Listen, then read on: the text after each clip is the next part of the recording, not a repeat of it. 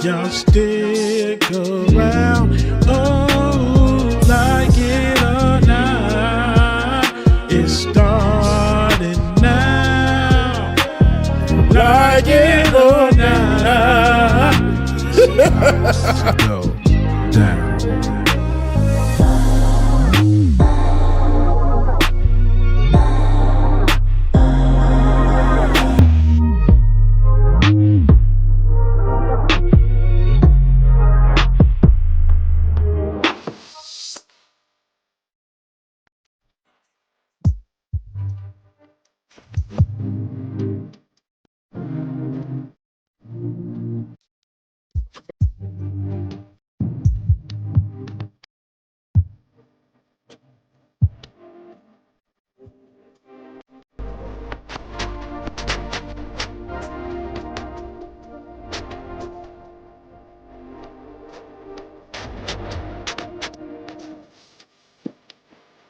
All right, y'all. Good morning, good morning, good morning again.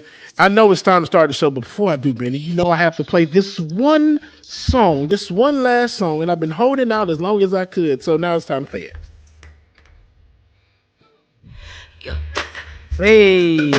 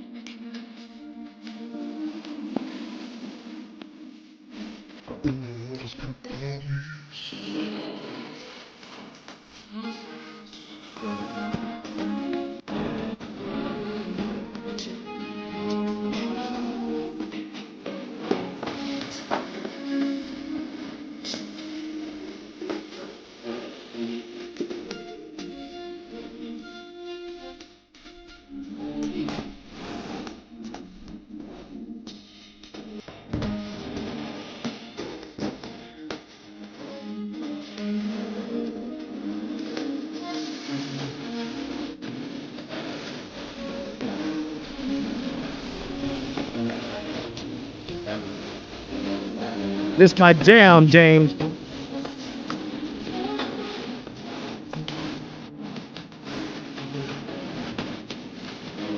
Might be in mine too, bro. Turn up. Hey.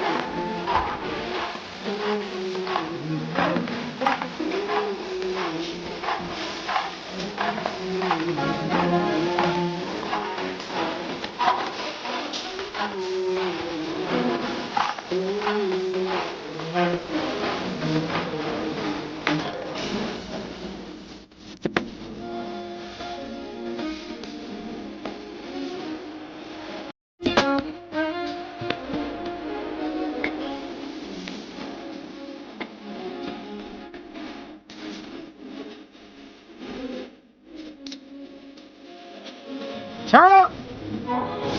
Hey.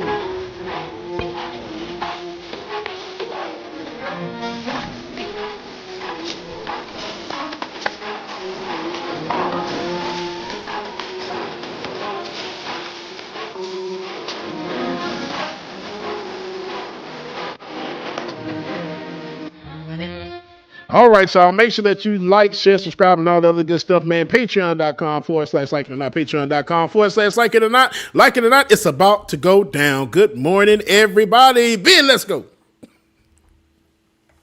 And gave us Black History Week. Now, almost 100 years later, many of us are still stuck in the month of February.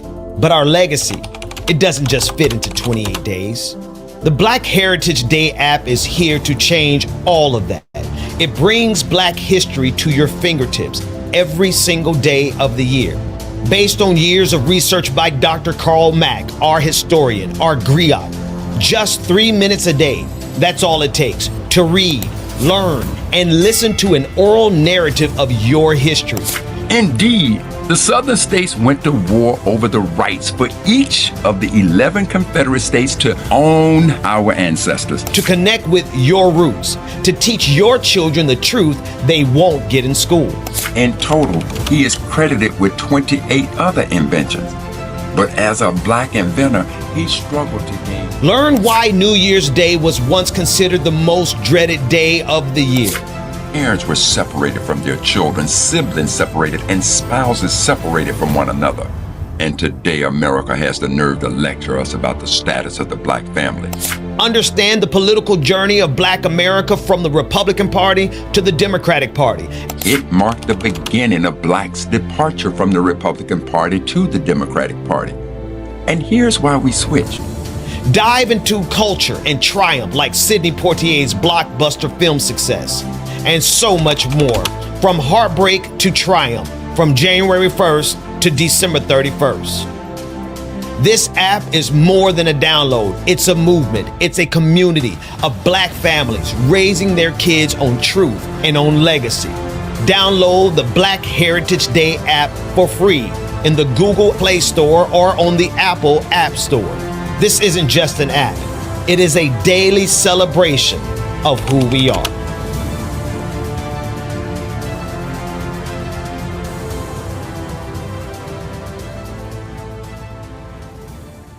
Work that we're doing here is not going to stop when it comes to these type of discussions. It's going to be for us and by us here on this platform when the media is telling us to look the other way. Your support is what helps us move forward. Join patreon.com/like it or not. Help us grow.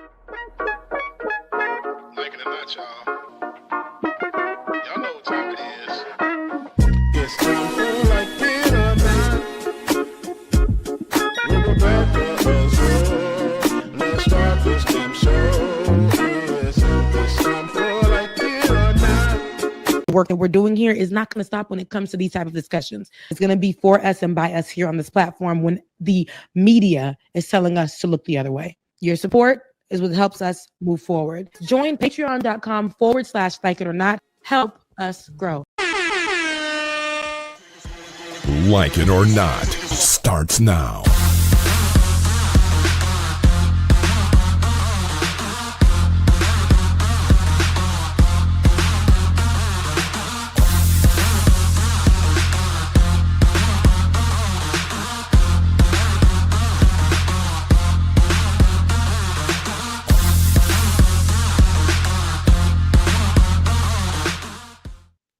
Hey, Good. Oh, I love y'all. Gonna pop up. It'd be crazy to me. Rebecca.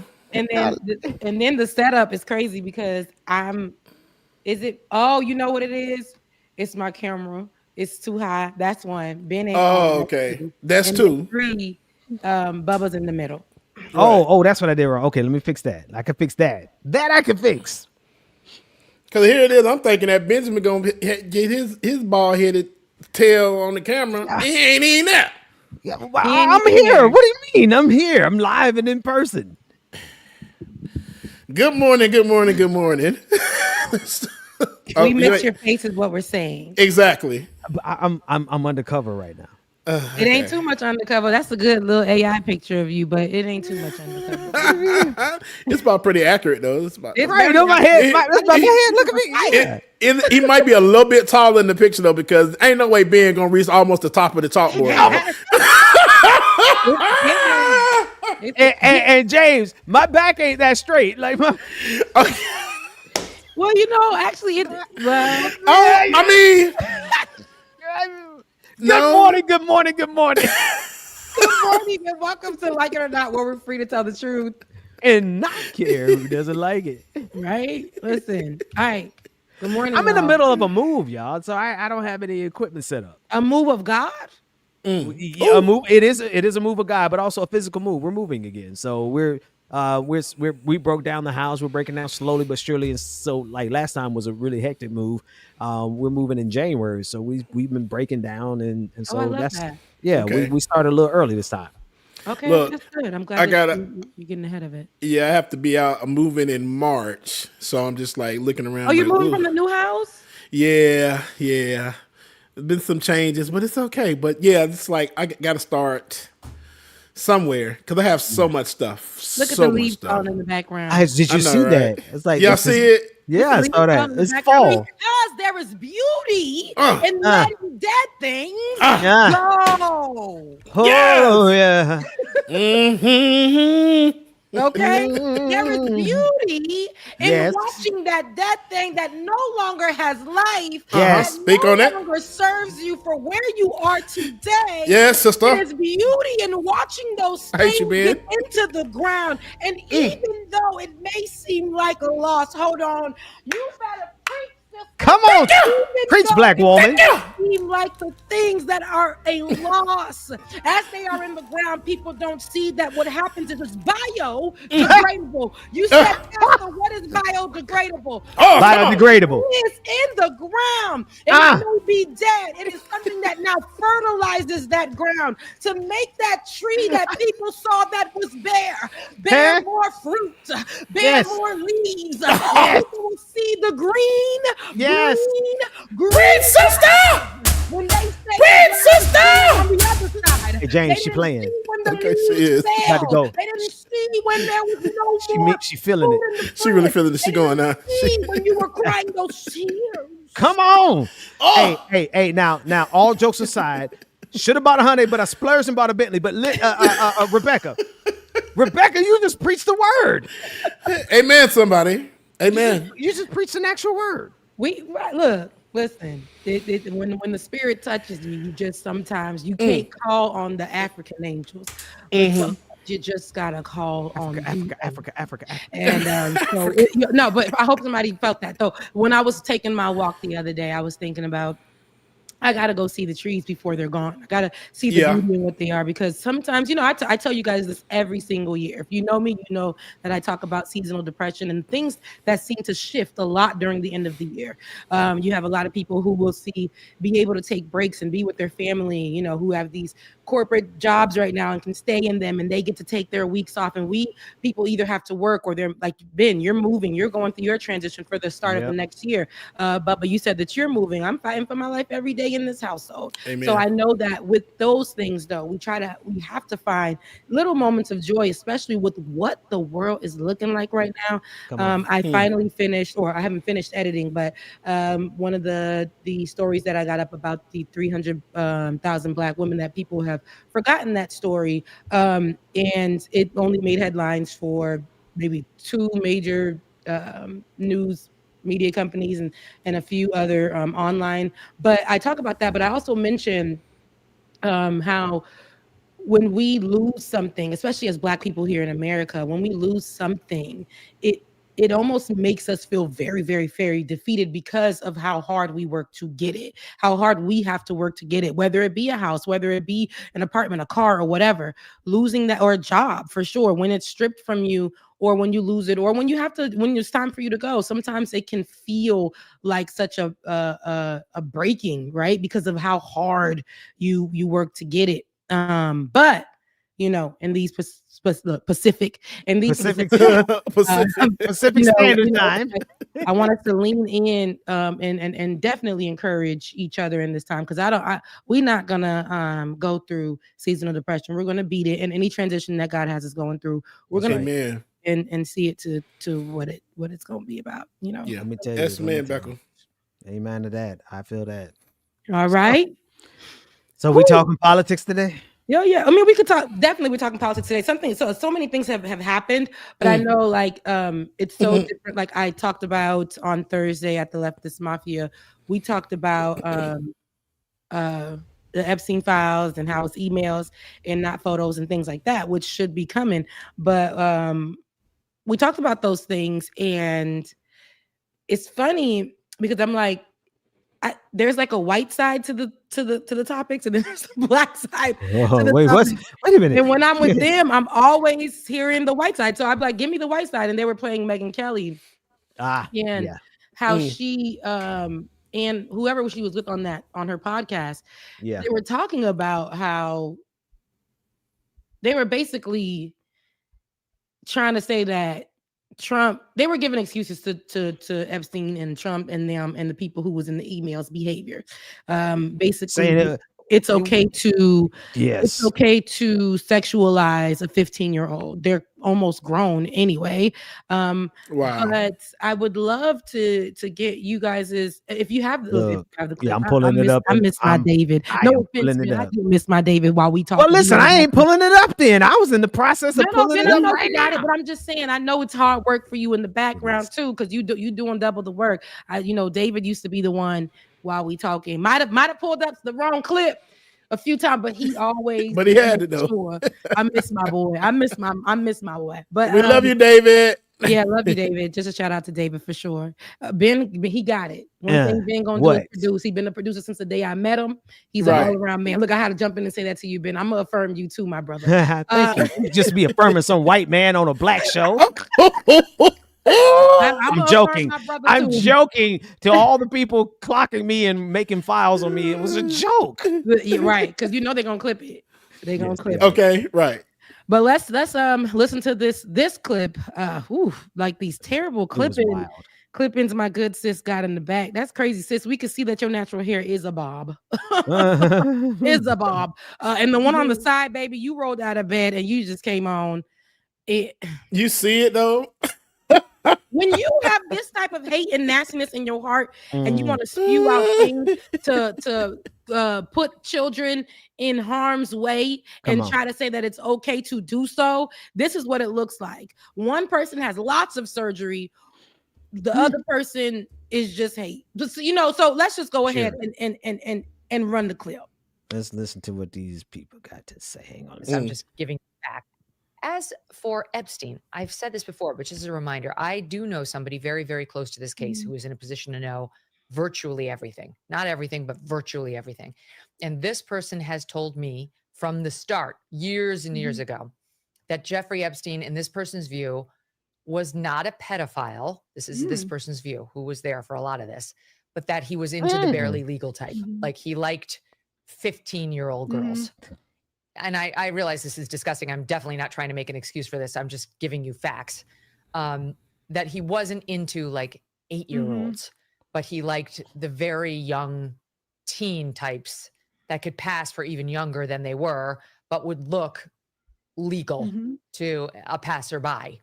And that is what I believed. And that was what I reliably was told for many years. And it wasn't until we heard from Pam Bondi that they had tens of thousands of videos of alleged, forgive me, they used to call it kiddie porn. Now they call it child sexual abuse material on his computer, that for the first time I thought, oh no, he was an actual pedophile. I mean, only a pedophile gets off on young children abuse videos. She's never clarified it. I don't know whether it's true. I have to be honest. I don't really trust Pam Bondi's word on the Epstein matters anymore.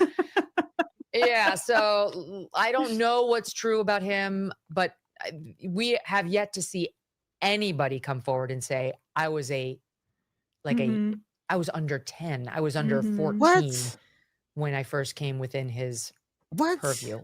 Look, that makes no sense. Distinction without a difference. No, it's not. I think there is a difference. Yeah. There's a difference between a 15-year-old and a 5-year-old. It's just whatever. There's a difference between a 15-year-old. Yes, there's 10 years age. I was about to say 10 years. There's 10 years age difference, but can we? Okay, both of them need to be put down. Somebody messing with a 5-year-old needs to be put down, double tap under the ground. I don't care who does it. I do believe in due justice, but at the end of the day, those people need to be put down. Now, a 15-year-old, those people, watch the intonation. What changes in my intonation? Those people need to be put down. It is both it's disgusting in both examples. It is a violation in both examples. And people have been trying, Rebecca, they've been trying to make a distinction between pedophilia and a ephebophilia, however you pronounce it. I can't pronounce it. It's too many syllables and ph's. It's ephebophilia, where it's not like an 8-year-old, but it's a 16-year-old.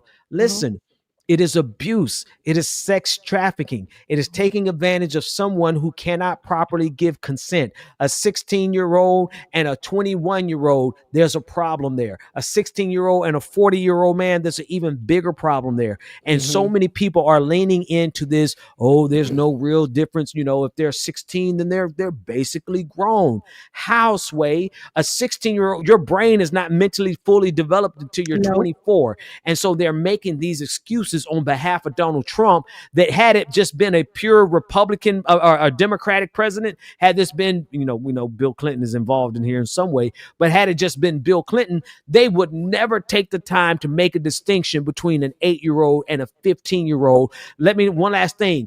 I got a 14-year-old. Right. You think I'm gonna make a distinction between somebody messing with my 14-year-old and somebody messing with my 7-year-old? What kind of parents are they? Does Megyn Kelly have children? That's all I'm gonna ask. I don't Does even know. Megyn We don't Kelly know have much children? about Megyn Kelly on this side of town.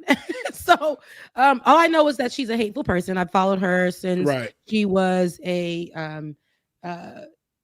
hard news journalist, and now a lot of them have gone into podcast style or digital style journalism, or what they're doing is salaciousness and hate speech and promoting pedophilia, as we can see today. And she got clip-ins.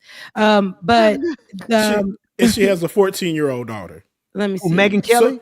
So that's basically saying you're saying that it's okay for your 16-year-old. Wait, 14 or 16. Megyn Kelly has a 14-year-old daughter, and she's saying something like that. But that means she's okay with it. Oh, that's just absolutely disgusting. A 16-year-old. Wait, she had them through IVF. Look at her business now. All her kids she has 3 biological children with her husband. Oh, wow. And they were all conceived through IVF, which she has access to.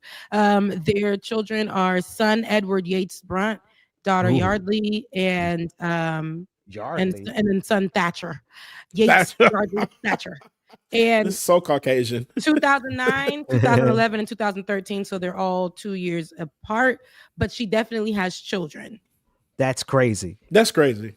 It's crazy even if you don't have children, but if you have a 14-year-old and you say, oh, they're not really pedophiles because they barely 18 is barely legal. 18 is it's legal, but it's barely legal. If you are, to me, if you're a 21-year-old, and I get, listen, you could be in college and you could be messing with an 18-year-old, and then there's some questions. All right, fine. There's some gray areas. So there's not it's too gray for me. All of it's too gray. Me being in high school and my friends messing with older men, being in college and older men driving around trying to get the set to try to get us, being on the quad, trying to get us. Those things are problematic. And it's sad that we do live in, Matt actually brought out that there is no state in the United States, in the 50 states, that make it okay to be with the 15-year-old. Right. What we're going to see is the conversation is going to shift, as we see all the time. Even when we heard about the Diddy case, how they tried to make Cassie an adult at 19 years old compared to Diddy's 40-year-old, right? And that's 20 years, up to 20 years almost her senior. And so here we are trying to make fetch happen, and it's not going to happen. It's not going to happen. Gretchen Wiener. Somebody who likes to touch children, and a girl who had her period for only about 4 years of her life, and you being a man who is an older man, could be a grandpa right now that thinks it's okay to be with these young girls. But it's wrong. Like you said, if we're going down and you're trying to compare a 5-year-old with a 15-year-old, that 15-year-old is not legal, can't drink, probably can't even get their permit in some states, still has to depend on the parent for a lot of different things. Still learning themselves, it's just got out of middle school. Out of middle school. Yeah. And here you are saying, trying to make them an adult, or for us to see them as close to an adult. Barely legal. And in some states, a 15-year-old still needs their mother or father's okay to go ahead and work. Right. So please, let's be serious when we're trying to, and what they do is they think it's okay to make points. And that's what we're going to see. That's what I was going to do. We're going to see more of that. Like we did see online when they tried to describe Cassie as something else other than what she was at 19. And then, which was a young child. Okay, 19. And then we're talking, and when they try to do the same thing, even though I don't like the Kardashians and Kylie Jenner, also that was problematic. She was a child. All of these things that we're seeing and people try to make sense of. If these people, they're going to get online if they haven't already. But I've already seen people try to justify it in so many different ways. And men online who are 30 missing all the teeth in their mouth. Those teeth do start falling out. And I'm talking about not y'all bald. I'm talking about trying to rock the Carl Winslow. They sitting online and being like, I mean, if she 18, I'm still gonna smash. Listen. Yeah. Still gonna smash. Go ahead, James. You go. No, I'm about to say, y'all know what this reminds me of, and maybe one of y'all can tell me this information. Back in the olden days, like early times, when they used to, the men or the family used to give up their daughters at a young age and have them married off. This is what it reminds me of. And I'm like I said, I don't know the year that they signed that in the law where they made it illegal, but let me find out this is where we're going back to. It's not illegal everywhere, James. And that's the bad part. Just in this decade, there were 3 30-plus-year-old men who married 10-year-old girls in the state of Alabama with the parents' consent. And here's the problem. Like, you gotta be kidding me. No. Google it and look it up, and I'll try to find it for you all. But I was doing a whole study on this because, we really are governed by pedophiles. We're really governed by some of the sickest people in the history. There has always been, in every empire, from the Roman Empire, the Greek Empire before them, they have always justified grown men molesting young people and sometimes young men, not just young girls, which is crazy because they're like, oh, you're messing with a young man. That's horrible. But if you're messing with a young girl of the same age as that young man, then that's not as bad, right? And that's what they're trying to make legal here, is for grown behind men to justify molesting 10-year-old, 11-year-old, 12-year-old, 15-year-old girls. And as long as you're in the state of Alabama, in certain states, you can still marry a child with their parents' consent.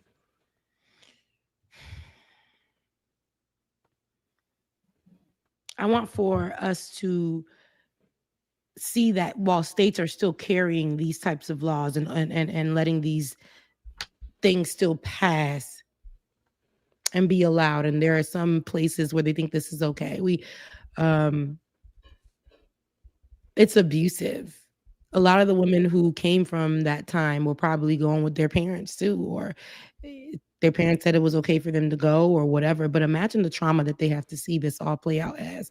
Just like when the people who talk about being touched from people in the past, and a lot of people want to bring up, well, that was just like 50 years ago. And that's like that's a law, but nobody's really doing that today. But it's still, they're saying it's okay to do. Let the parents say okay. And real quick, Liberty Twitcher, it doesn't matter if it's 10-year-old or 16 years old, it's still effing wrong. But you get in here acting like what we're stating is not true. Mother sucker, just like you just said that the information we're saying is not true, you can look it up yourself. In 2003, Alabama raised the minimum marriage age to 16, a change that would have made it illegal for a 10-year-old to marry under the new law. Yeah, look. Thank you, James. Research. How easy was it for you to find? How easy was it for you to find? Extremely easy. You were fact check. I mean, not that you didn't trust me, but you were like, you couldn't believe it. You had to look it up yourself, right? And then I'm about to bring it. I'm just talking. Let me share my screen. Hang on, not that screen. Hang on, let me share a different screen, because people are like, oh, that's not true. Come on, man. I've been doing this long enough to never say something on this show that I have not personally seen for myself. Is it on the screen yet? There it is. More than 200 children married in U.S. over the last 15. Girls as young as 10 Do you see the headline? Were among the minors who were wedded under legal loopholes. Kiss my monkey, boy. Thank you. Liberty to it. You ain't just the messenger. You the wrong. Listen, and I don't like picking on people in the chat room because sometimes they don't know better. But one thing They don't we know don't better. do. One thing that we don't do. We don't spit stuff that's not already verified. We've been doing this over a decade, my dude. As young as 10. And I know this case because it bothered me so much that I went and studied this case. It was 3 10-year-olds that were married off to 30-year-old plus men in the state of Alabama. Boy, don't ever try me. Don't play me, play Lotto. Try I was Jesus. muted. Not It me. ain't even that, but we don't Right. even have to prove anything to these weirdos. But these are the people again that want to look at these children and say, well, they're 15. I mean, they're grown. They're close enough. They're 5. I remember reading, and it bothers me so much that there was a little girl, and this is a true story. She had a tumor. Turns out the tumor at 5 years old. She's the youngest girl, I believe, to ever have a baby. And she had a baby. She was a 5-year-old pregnant girl. They thought it was a tumor. And that just goes to show that in reading the story, I didn't see anything about them convicting, finding, looking for, or whatever, because the story is very, very vintage and very old.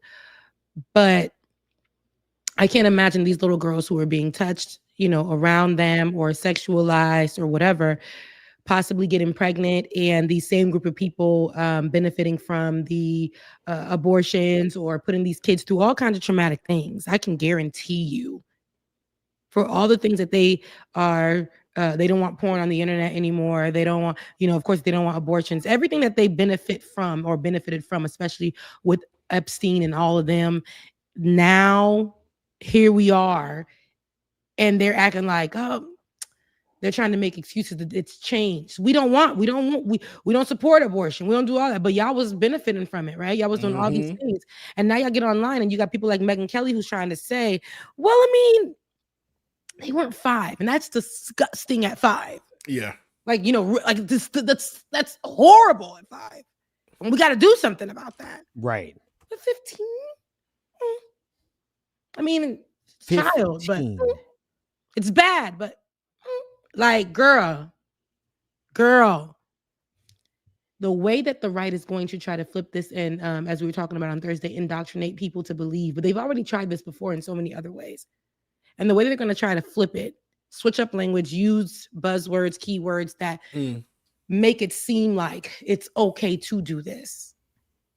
We're going to see so much of that flooding on the internet. And I feel like it's already there, but I've made sure to curate my threads to be, anytime I see anything, I don't care who's saying it, to block those words. But I know there's going to be articles written, conversations that go past what Megyn Kelly is doing in the digital space. I'm pretty sure Fox News they're going to have their talking heads having these conversations and developing it. The panels are going to sound like, I mean, they're saying this as if the kid was 5. We're going to see people on panels. Right. Yeah. Look at how they are willing to move the ball. Look at how they're willing to move the goalpost Every time. Like, and this is just, to me, MAGA made the biggest deal. I thought, see, this is where I got it wrong. I was really, really, really wrong, because I felt like, okay, here's a baseline that all of us can agree on. We can all agree that anybody that's messing with our children needs to get got.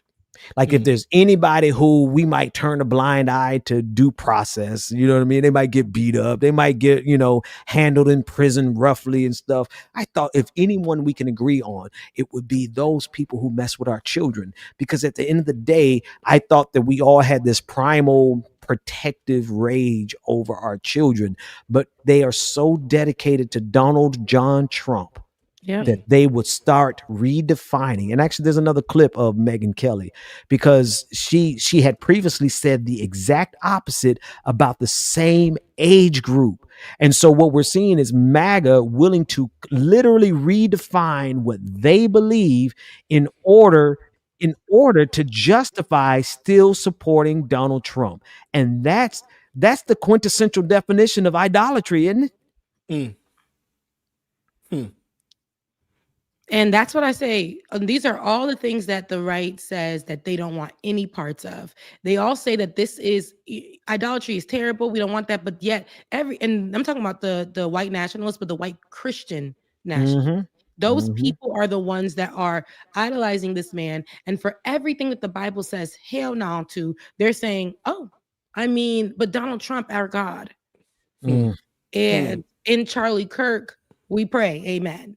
He's our Messiah. He's the, and then you got, all of this is what they're doing, the idolatry, all this stuff. But it's okay because we got to make sure that these people always appear good. These are the same people that allowed their pastors and their deacons and all this stuff to touch the people in their church, and they went up and they said they prayed it away, and we're gonna and we've forgiven the pastor, and he can continue to do what he's doing.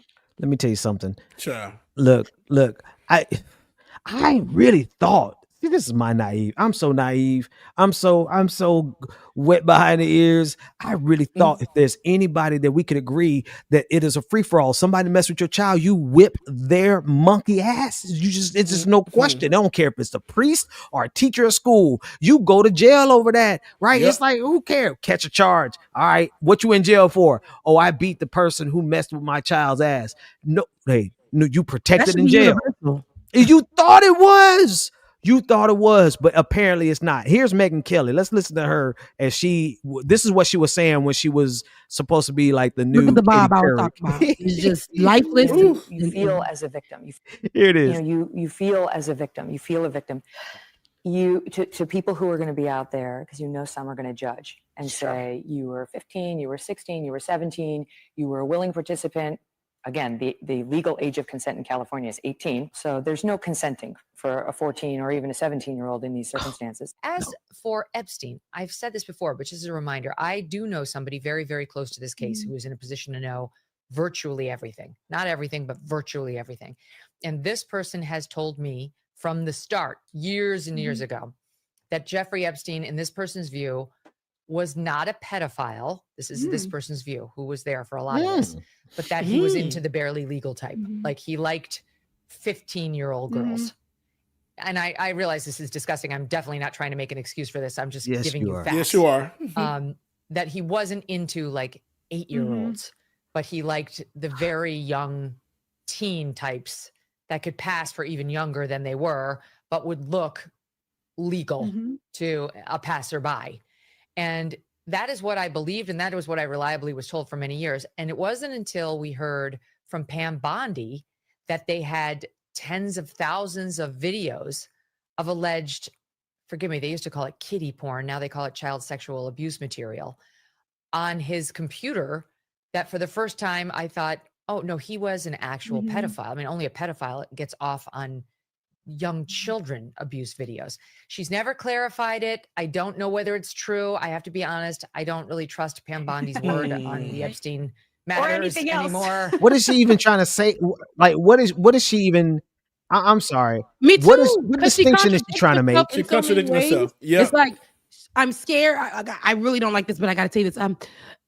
You say it's not right. And then you even in not only did she say it in her old clip where she was, a TV journalist, she in her digital world, in this clip that she just did the other day, yesterday or however, or the day before, she is contradicting herself as well. She says it ain't right, and then turns around and says it's right. And I'm like, you're struggling, but it's still falling off that this is gonna go out. And you still make the decision because this is a choice. It is a choice. It is a choice that you said yes to get on here and try to make it seem like it's okay. It's okay. The proof is only in the emails. We haven't gotten the files. This ain't files. This is emails. So imagine what is going to fall out once hopefully we get those files. But I don't even think we need to wait for the files to all agree, like you said, Ben, to come to the consensus that this ain't right. Yeah, man. Look. Somebody gotta be dragged out into the middle of the street And beat down. Like, look, I'm a peaceful person. Y'all know I ain't big enough to beat much anybody. But let me tell you something. Somebody mess with a child relative of mine or my children. I got plenty of guns and plenty of baseball bats. I will take the charge, and you're supposed to. This is not in condoning violence. This is not saying that we are going to ignore due process, but the reaction that you are supposed to physically and emotionally and spiritually have in protection of your children is holistic. It's just like somebody trying to hurt your child or beat your child down, or an adult trying to kidnap your child. You are supposed to have a certain type of reaction, and for you to cater that reaction in order to protect a politician, forget about it. I don't believe that you should protect let me find out. Let me find out. I don't know how much of a story I want to share, but I never forget somebody. I caught a ride with somebody to an event at a church I used to work at. And I'm a grown man, right? I can take care of myself. I ain't worried about much nothing. I'm like 23 years old. I caught a ride with somebody to a church event, from church to a church event. And somebody pulled me to the side and they were like, well, you know, you got to watch out for him because he like to give boys money to rub their legs. And two things came to my mind. I said, I wish a nigga would. Like, come on, like I be waiting for an excuse. Sometimes you just wait for an excuse. Let me prove that I could beat somebody that I wish he would. But then the second thought that came to my mind is, if you know this, if you are aware that this is what a person does, how are you just saying this and not doing something about it? Yeah, and y'all just saying watch out for it. One of the babysitter and the church have been the experiences for me. I was 6 and I was 13. So hearing these things and hearing them say that these things are okay. I remember saying when I was 13, I remember I had this conversation on or when we were in the office in the studio, Like It or Not. And I shared this story and I got emotional sharing this story. But remembering when I tried to say something and they were like, well, what did you do? And I felt like, dang, I can't even really say the full story because I feel like I did something wrong. And then to go on and see that years and years later, this was my first year in college, to hear that he went to jail for the same thing. Got it. I was 13 at the time. So at this point, I think I was 18 when I found that out. And I almost had this guilty feeling that if I would have said what he was doing, but then I thought to myself, especially after talking about it for the first time on air years ago when we were at the studio. But I'm like, dang, it was people out there that was going to protect him anyway, because they were doing that. Yes. They were doing that.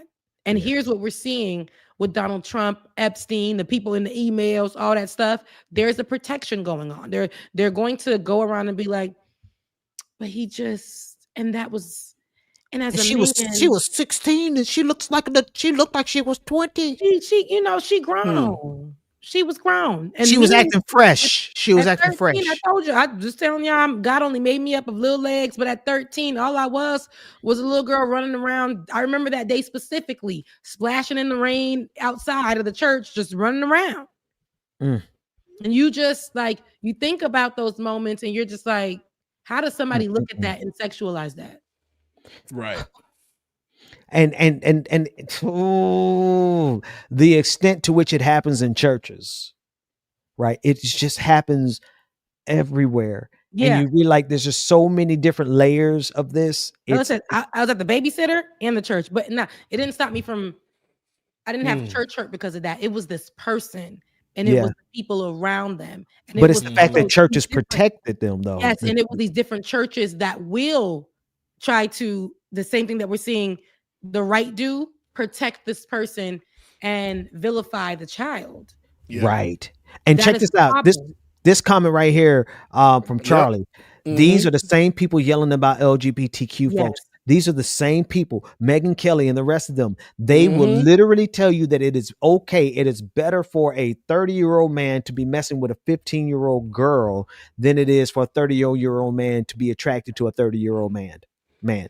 Like this is how twisted they are in their minds. They feel like they are entitled to the bodies of 11, 12-year-old, 13, 15-year-old girls, and any man that's attracted to a man, oh, that person's going to hell, not the grown behind man who took advantage of a child. Right. And I want, you already know what I'm going to say, man. How's all of this stuff going to play out with all of this news coming out with Donica Trump? Donica. This is exactly it, right? Donica Lewinsky. Donica. Now it's going to be, oh, it's okay to get that from another man. It's okay. It's not gay. Right. Yes, bro. You know, there's a lot of people who they be saying that anyway. But like, I don't know, man. If you, give or take or receive, I'm not going to give my views at all. I'm going to shut my mouth. I am. I'm going to let everybody else talk about it, because us, part of the LGBTQIA alphabet gang, we already know what the answer is. So come on, man. I'm not going to say anything at all. I'm just going to let this play out. But they would be okay. They would be okay. Oh, she was 15, but she looked like she was 30. So what's wrong with Don? But let that image come out of him giving a little fellatio over to Bill Clinton. Let that photo come out, and then they will completely abandon him. Right. Let's just really think about that. They're gonna worry more about if those people were to and they probably have, which is like, we can't put anything past these people, but were to do this with little boys, right? And what will happen is they'll worry, and little boys who come from liberal families or who are like everything blue, right? Just blue. They would worry about the fact that they would say, how dare Donald Trump or family and friends and comrades, all like, they would say, how dare that person go and do a Democrat family? I was just about to say, Rebecca.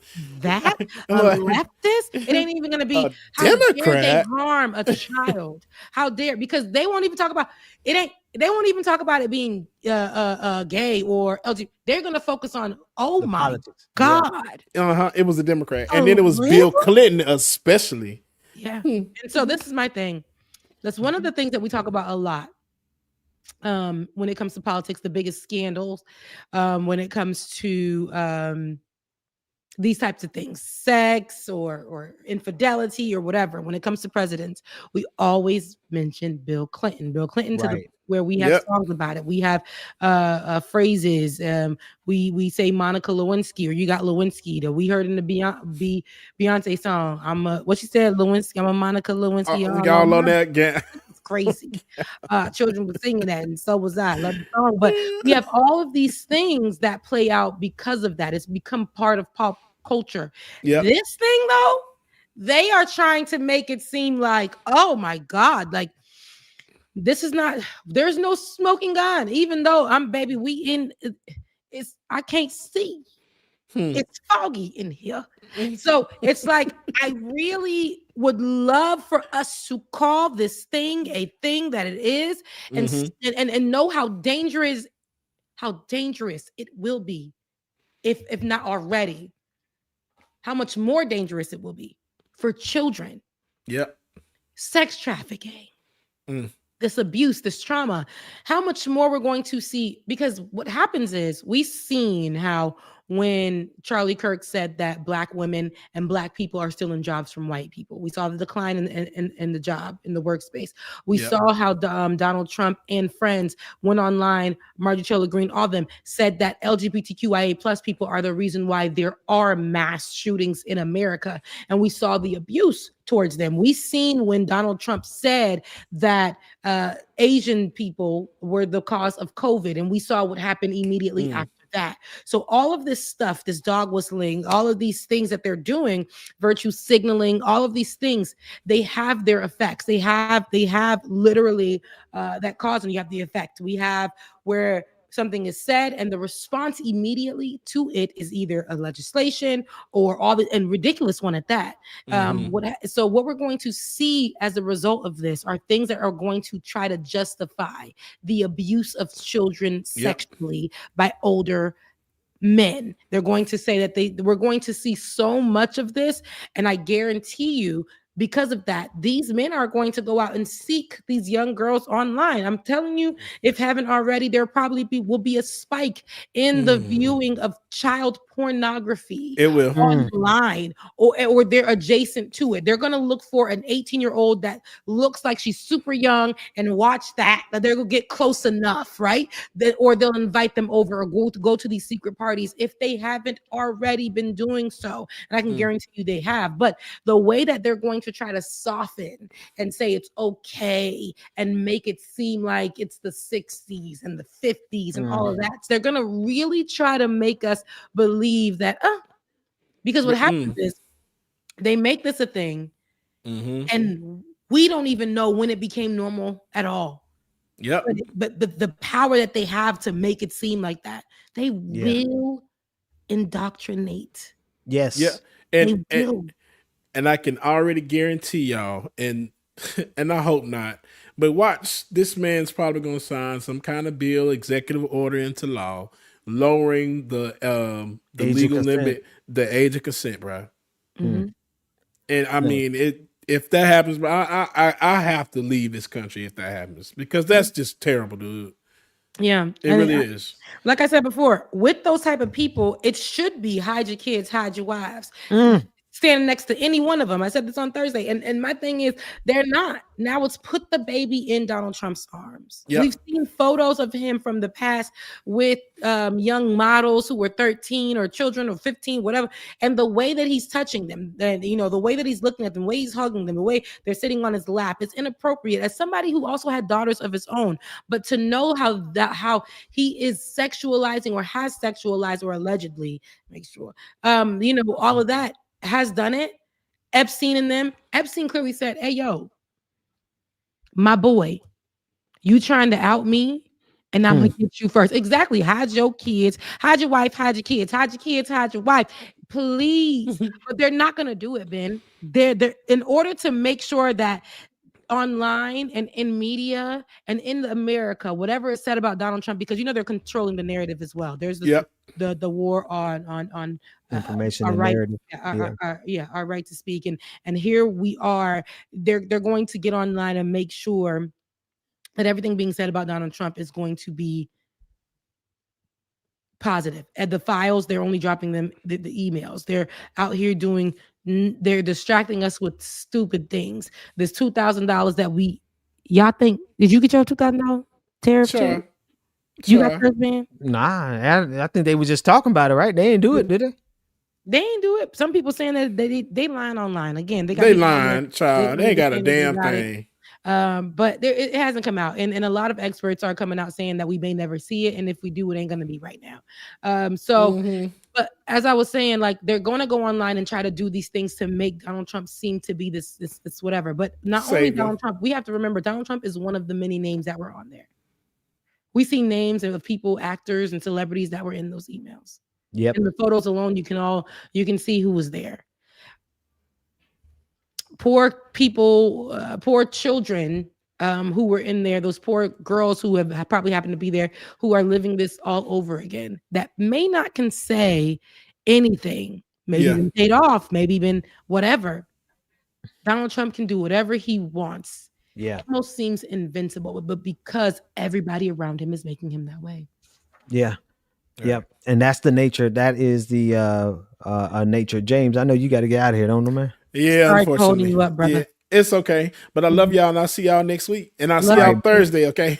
Love you too. All right, love y'all. Bye, y'all. Bye. Okay, man. Yeah, go with ahead. that being said, though, Ben, I want to go to, I know we've been stuck on this and a white woman, but there's another white woman. Everybody, I know you called this lady a Neanderthal. She's the type that we seen it with our own eyes, with the sandals, the flip-flops from Old Navy that's 7 years old, and it has the worn out spot on the inside of the sandal, in the back on the heel, on the inside of the heel part. Do you believe her? Popping them flip-flops, under her feet seemed like she was just they were literally dirty feet. Dirt. So she a foot dragger. But with that being said, everybody tried to give her credit a week ago because and they were platforming her. because she said Donald Trump was, what he was doing, raising healthcare prices, the administration, and that's wrong. He's doing wrong. And people online were like, oh my God, finally, she's come to her senses. I mean, gosh, y'all, the bar, where is it? In hell. Where the is bar, it? the Below bar is in hell? hell. Like, dang. Yeah, y'all don't get tired. Because remember when they did, I said when they did this to Liz Cheney, and they got on Right. the internet and try to say Liz is a stand-up person. And the bar, here it is. It was her saying after all this time, over 90% of the time voting for Donald Trump, saying Donald Trump is a bad person. And everybody was like, whoa. Nobody's ever done that before. She's incredible. We know white people. She's incredible. Wow. Like, that is a stand-up person. That's someone that you can see from the other side. It takes so much strength. Really It takes so much strength to be able to stand up and make you change your mind on an issue. Like, we have to give her credit where credit is due. Like, we have to do that. Like, we might hate the messenger, but the message is still there, and that's just enough. And they were trying to do that with Marjorie Taylor Greene, baby. Y'all did so much online. I kept getting on there and just saying, you know what, God, not today. I got a lot going on in my life for them to be online spewing out this mess, because here it is. Not only does the right protect this kind of BS, you'll see people on the left, because they just lie down. They say, walk on me. Right here. Start Tread putting on on me. that clown outfit, and just saying, bipartisanship. Work together. It's so great. Yeah. Right. And that be the problem, because now she got platform. She sat up here and said all of this because she would have to pay more for them on the insurance. And that was a problem for her, a rich white woman. Said nothing but hateful things, has signed off on laws to hurt so many marginalized communities time after time, had Facebook groups dedicated to hating people and saying that the mass shootings. I remember there was one Facebook group that she ran with her own personal page, basically that mass shootings were happening because of the LGBTQIA folks. Right. And they weren't real. She said that one wasn't even real. So I say all that to say, her saying that and then saying a couple of things, and y'all was like, wow, she's getting it. It's so crazy. We have to give people credit. For her to come back yesterday or to earlier today, it was yesterday, to want to sign a law to take away H-1B visas and Right. opportunities for immigrants to come into this country, want to eliminate them in totality. But y'all did the most. Let's take a listen to this clip with her on The View. Well, I wasn't ready. Hang on. I know. A lot of paid social media influencers. And I found it very interesting that they were the MAGA accounts, but they're all paid. And they all attacked me when I announced I was coming to join you ladies on The View. And I think that's very weak and pathetic. But when I talk about weak Republican men, I'm pretty much talking oftentimes about the leadership in the House and the Senate. And they're not getting our agenda done. I think there's So that's it. There's a lot more obviously that's happened over the weekend, but why did The View even platform this Neanderthal? Like, the stuff that she has said and done, she literally helped bring Donald Trump and bring this country to where it is right now. She's on the cutting edge of MAGA. And for whatever reason, whether it be genuine or whether she's trying to play a role, a controlled opposition, for what purposes are we on the left, liberals, progressives, or Democrats? I don't care how you label yourself. Why would, just because she says she doesn't like Donald Trump now? Is that all? Is that the bar? No, I'm good. That's it, Ben. That's what it was. It's literally because she doesn't like Donald Trump now. Now he went to Truth Social and started posting screenshots of salacious things that people have been saying about her on there. He did this whole long drawn out goodbye message with somebody, I forget his name. He's on this space, and I forget his name. He works with the Letter Hack. He was just on the show on the Leftist Mafia when we did the live call in, but he was talking about who do we think that Donald Trump is going to cut next, within the next week. and he said it's gonna be somebody. That's what I predict. And I said, you know what? I predict the same thing. Donald Trump is in the cutting people off business. We've seen him do it so much within his administration so many times. And the person that he cut off is Marjorie Taylor Greene. There's more to come. But the relationship, because she rented penthouses on his shriveled areas. And so now that he's kicked her off and put her now he did our girl Omarosa wrong, because allegedly he put her things on the grass outside. But here he is going in on Marjorie Taylor Greene. He doesn't care what it looks like, how it looks like. What he's doing is actually telling people don't support her and telling people not to vote for her. She's undeserving. She doesn't need to be here. And so she posted her screenshots of text messages that she actually sent to him and other members of the party, saying that's not what she said. This is what she said. She's saying drop the Epstein files. They're disgusting. If that's what he did, they should be. She was saying those things. And here we are. We're supposed to be feeling sorry for her. I hope she don't. I hope that, he doesn't. I hope this endorsement drop from the president of the United States that helped you get to where you are today. I hope it affects you gravely. I hope it hurts her. Yeah. Where she doesn't have this position again. Yeah. No, listen, some people, the only way you apologize is by disappearing. Goodbye. You're so long, farewell, auf Wiedersehen, goodbye. We don't need to ever see, because she is a deeply evil woman, a deeply racist and evil woman who has participated in 100% of the evil of MAGA. And now just because you have a falling out with Donald Trump, he chose Laura Loomer over you? Because that's what, if you ask me, like, what does it come down to? It's the fact that Donald Trump listens to Laura Loomer and doesn't listen to Marjorie Taylor Greene. And Laura Loomer and Marjorie Taylor Greene have been going at each other for some time now. And so she finally threw in the towel, said, I can't believe he's going to listen to Laura. Both of you all just smell like, you look like you stink. Right, both of you are evil people. Both of you have the integrity of a moth, of a sloth. Like you just are really disgusting people. And so now, because you turn on Donald Trump because he picked someone who's more evil than you, or just pretty much the same evil, he just likes, Laura Loomer knew how to pull up on him and the way he likes. You've seen all the pictures of her pressing up on him in every opportunity that he got. You know what I mean? Like, are we supposed to care because you all had a falling out in how you facilitated your evil, that all of a sudden now, Marjorie Taylor Greene, she's one of us now? Hell no. No. And that's the problem, right? If we can say that, that's the issue.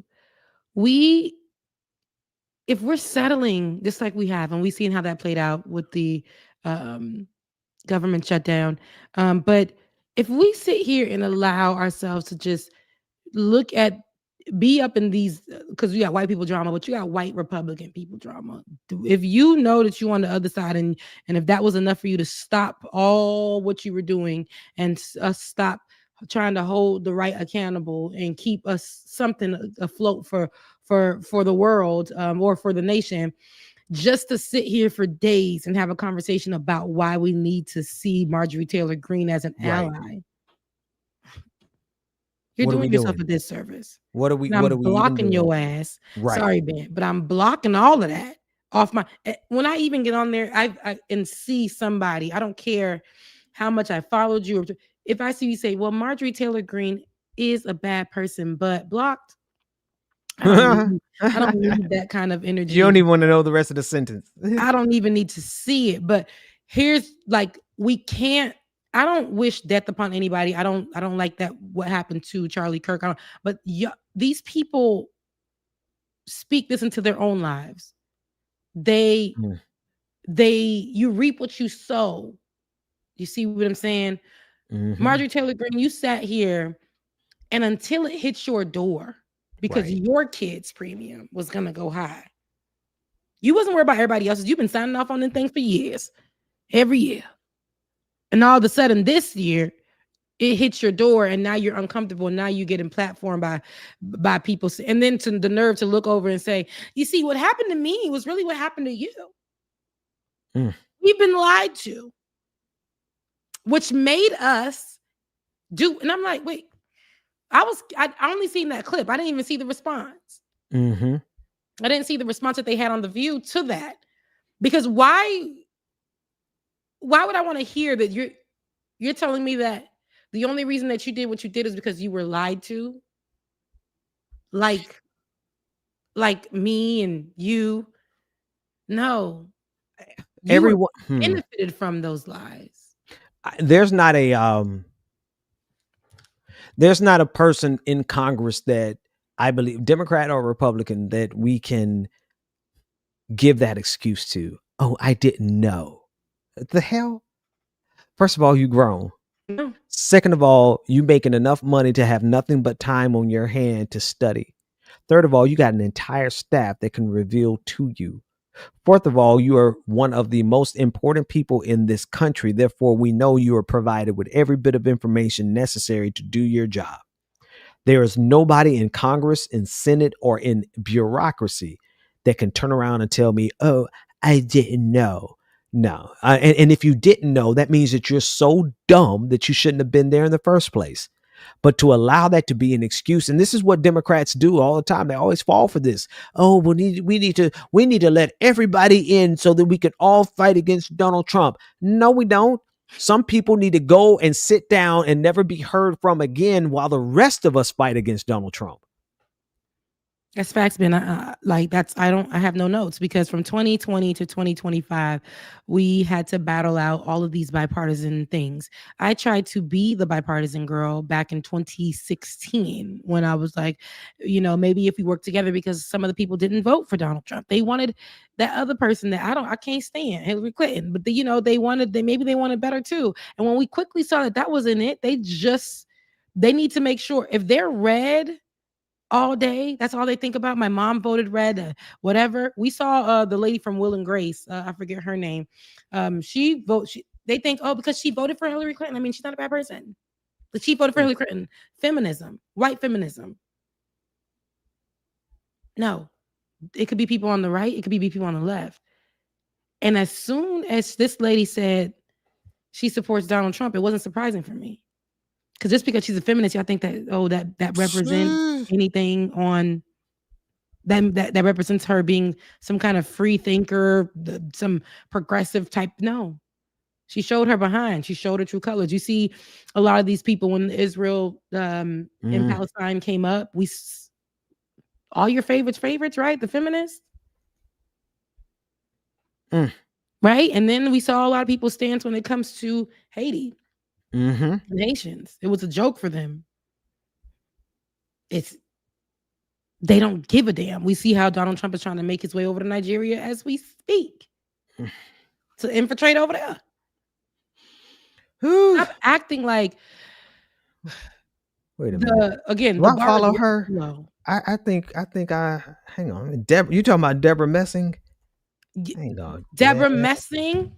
Deborah, how you spell Deborah? I don't even know how to spell. Let me make sure that's the correct white woman. Messing. Yes, it's Deborah Messing from Will and Grace, and I loved her. But now I gotta go. No, I don't. I stopped following her, and she stopped following me. Oh, you used to follow her? We used to follow each other. We don't follow each other anymore because of Gaza, obviously. Clearly, yeah. Because once that dropped, and you start seeing how people really and truly are, it's like, nah, like we can't even deal with you now. No, you know what? Forget Will and Grace. And I just want to put a bid in for Dharma and Greg. Dharma and Greg. I don't know if anybody watched that. I remember that forced programming on TV. I used to watch Will and Grace, King and Queens, Dharma and Greg. And Dharma and Greg is Is it Dharma and Greg or Greg and Dharma? Hang on, let me see. It was Dharma and Greg. It had to be. And with it being Dharma and Greg, is that white lady? If we're gonna pick a white lady to support with one of the shows with the names, it's gonna have to be Dharma and Greg. I hope the lady, what's her name? Her name is Jenna Elfman. I hope she ain't a Republican online acting up like the kids are. Let me see. You never know. It's getting sketchy out here. I go ahead and has not publicly declared if she's Republican, and she generally avoids catalyzing. You a smart woman. Stay out of it. Uh-huh. Yeah. So stay up out of it, sis, because the way we about to, and I don't think canceling doesn't matter anymore, because every day, you say something, you're canceled. It really doesn't matter anymore. But you need to know who you're dealing with. You need to know who people are supporting and what isn't being supported. And I'm talking about, there are things I know that for me, some type of views may not be everybody's views. There's that's a difference from people really telling you that Donald Trump is okay. Yeah. If you ever are somebody that tries to tell me that Donald Trump is okay, can't mess with you, my brother. Nah, not at all.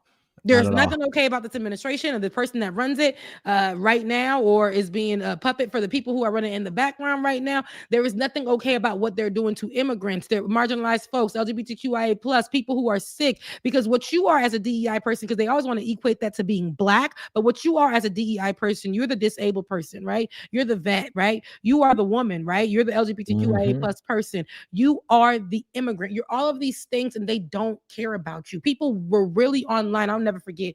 When I used to be on the Hill, on Rising, and Robbie had made a complaint online, and it pissed me off. He made a complaint that where he lived, and I want to say it's in DC. I don't remember exactly where. Robbie was online and said, "Ugh, homeless people are everywhere here. Like, I would rather come out to my car and not see one. Like, can they please do something about it?" Robbie, the same Robbie that was in a relationship with the woman, Lavender, had to be Lavender. I called it from, I knew it. I said, Robbie he ain't gay already? No, he's married to a woman for years. I think his high school sweetheart. Robbie done came out. Robbie done came out with his lover, his partner. Oh. Okay, so which is it? I'm saying this because Robbie's Republican. Fascinating. I don't trust neither one of y'all people, because again, until it hits your door, it's always you're moving the goalpost, but you're bringing it back when it's you. Yes, they want the exception to be for them. Whether you are somebody who works in conservative media, whether you are somebody who works for Congress, whether you are somebody who is a corporate executive, the goalpost is always moving for y'all. Y'all the ones that benefit from abortion, but on paper, we got to make sure we don't support abortion. Okay. Y'all the ones that are anti-LGBTQIA plus, but every time there's a Republican event in y'all cities, y'all are crashing Grindr. Come on. All the same ones that are saying to be like Christ, but the way that you guys are like Satan is absolutely beyond me. Y'all are the ones that say protect the children, but allow mass shootings to just go awry every day, and then let the kids be touched. Yeah. No, the goalpost keeps moving for you guys, and the things that you say that you stand for. But me, I'm not going to stand for it. So again, if anybody who says or tries to sit around me and says what Donald Trump is doing for us that's positive, and how he's doing this and your immigrant behind telling me what Donald Trump is doing that's good for you, please show me what he's done for you.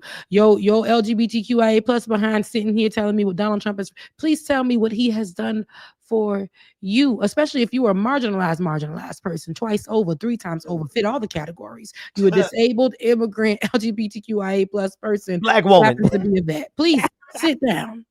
You got all the boxes checked off, and you support. And you got to never sit here and say Donald Trump did this for me and my family. You ain't got no teeth, partner. You ain't seen a dentist since the internet had fiber optics. You ain't seen it, and they out here talking. But what's so funny is these latecomers. There's dudes who are like coming late to this. As a black person, I support Donald Trump because, that whole shtick, they all been trying to make themselves the next Candace Owens. But what's funny is now they have to go extra, extra hard to extra coon, extra doubly hard. And they still get like 10 likes and 10 retweets. It's like, y'all are coming out to present yourselves as these pro-black MAGAs, and you're selling your soul for the whole world to see. And you're not even making like $10 a month doing it. Like, you didn't miss the train has left the building. It's over. Okay. That phase is over. Yeah, like let me go look for this girl because I know Tommy Rand sold that Laura Loomer and all the other white girls can walk. Let me go look what she's doing with her life. Who was that? Oh, you talking about the one Remember how the she got on me on the blackface? internet when I would remember when she reposted me after I made a comment about her and those white Tommy. girls with the blonde clip-ins ate me up on the internet in my early stages. I was just talking about this story when Tommy said something. I was over there like, Tommy is wrong. You know, my early days in politics, I was like, let me go ahead and get my thoughts off. You know what I'm saying? And she And retweeted Tommy you. seen it and reposted me. And baby, them white Republicans were like, get your black monkey carpet hair, fangs on your fingers, you know, poor, can't speak English. They went in on me for about 48 good hours. That's how long it lasts. If you could survive 48 hours, then you made it. But And I was a baby in the game at the time. I'm like, Ben, they're saying these things about my family. Ben, they're calling me everything but a child of God, Ben. Make it stop. He was like, Rebecca, don't look at just let it ride. You just gotta let it ride. I can't make it stop. Make it stop. It was such a time. But now, you know, but like I said, Tommy was supposed to be the girl that was on Fox. And then Fox kicked her off. And where did she go? She went to her house. And while she still has views, she's not the name that we hear anymore. Yeah, oh no, nobody care about Tammy. It's not the name that we hear anymore. But she is the reason why a lot of the girls are who they are. They got to give credit to that. But it goes to show what you were saying. Y'all think that this is a long-lasting gig for you. You will be thrown away, or unfortunately, Charlie Kirk at some point. Oh Lord. Seriously. Did we turn his name into a verb? Like, he turned George Floyd into a verb. Didn't he though? Didn't he though? He turned all these other. He tries to what he said about black women. Like all those things are still. Let's not forget. What happened to him is terrible. I don't like it, but I ain't forget. Come on. Oh. Because how you die, do you remember that sermon? Does not redeem how you lived. That was a sermon right there. That man preached. That's true. And I want people to stick by that because the way my Lord and Savior died for me. Huh. I know my Redeemer lives. Hey. But not Charlie Kirk. I don't care how many halos you put on him. But what's crazy though? What's crazy? And again, I don't have to give this caveat. I want to give this caveat. I did not. That thing bothered me when they killed Charlie Kirk. That bothered me. Hang on, let me be specific. Not they, because they didn't kill Charlie Kirk. That white boy from wherever he was from. That one individual killed Charlie Kirk. That really bothered me. And watching that video and seeing it over and over again, because I've never been a person. That we've seen it, Ben. Right. I've never been a person to watch. I'm not one of those people to go and watch snuff videos. It's not my thing. I turn away. I can't look at it because I don't want to see it. But I honestly watched that Charlie Kirk video too many times, and every time it got worse for me because I honestly, as much as I didn't like him, right, as much as I would have personally liked to just whip his ass myself, I did not want to see that man die like that. And I didn't want his family to lose him like that. And I think his wife is like really out here tripping, but his kids, they got to grow up without their dad. If you are a good father, that's your worst nightmare, to not be here to raise your kid. All of that said though, I know who this man was. I know what he did. What he helped build. And so I'm with you on that. There's this whole idea of but here's the funniest thing about it. And I finally remember my point. Bro, they don't forgot about this dude. MAGA. Talk about MAGA don't what has changed? Wait a minute. Where is they had a whole month where they swore up and down there everybody's gonna be I'm Charlie Kirk. And now they all have moved on because now they gotta put their attention somewhere else. America is so cooked that you could be the most important influencer in an entire national political movement and somebody can murk you, and then we move right along with the news cycle because who even talking about Charlie Kirk anymore? Nobody. And the grift moves on. Grift Yep. auto. It's Grand true. theft. And his words still, like, they made laws around it, but still didn't want, like, immediately they made the move to now say freedom of speech only belongs to them immediately. That people were fired because they said, remember, that was a week of events. People were fired because of those things. Have you seen that one kind of, I don't want to have any other way to describe her, the heavy set lady that was at the protest who was like bang bang in the neck, bang bang bang, mocking Charlie Kirk, bang bang bang. They've been trying to get that one teacher fired. They have her school. They have the address. Why did she do that? That's so crazy. Because she was being like, just, I don't know. Like, But at the same time, why did she do that? But there they haven't. There are people that are just like her on the right. But this is what I'm saying. So when she's doing that, she's talking about how the people that Charlie Kirk had sent outside to replay the George Floyd situation and paint themselves black and all those things. So when people are replaying those things, I don't want to see that. I don't think it's right. But at the same time, y'all acting like y'all wasn't so stressed when the right was doing it, right? Right. Who with said Trayvon? They did that with Trayvon Martin. Martin. They did the dressed same up. thing. But here's the funny thing about it is this Charlie Kirk thing is so done that they have that one teacher. They've been trying to get that teacher fired for the last month, and they will not fire her. And so every day the biggest accounts come on Twitter like it's been 30 days and they still haven't fired her. And everybody's looking like, yeah, champ, it's over with. Like, we moved on. Like, people are going to make fun of Charlie They had Kirk. to reinstate a professor. A professor had to go to the Supreme Court and get himself reinstated back at his university for mentioning that Charlie Kirk died by his own words, right? Right, and right. So because he said that, Karen and T, I'm going to mention this in the project that I'm finally dropping. Praise God for Jesus.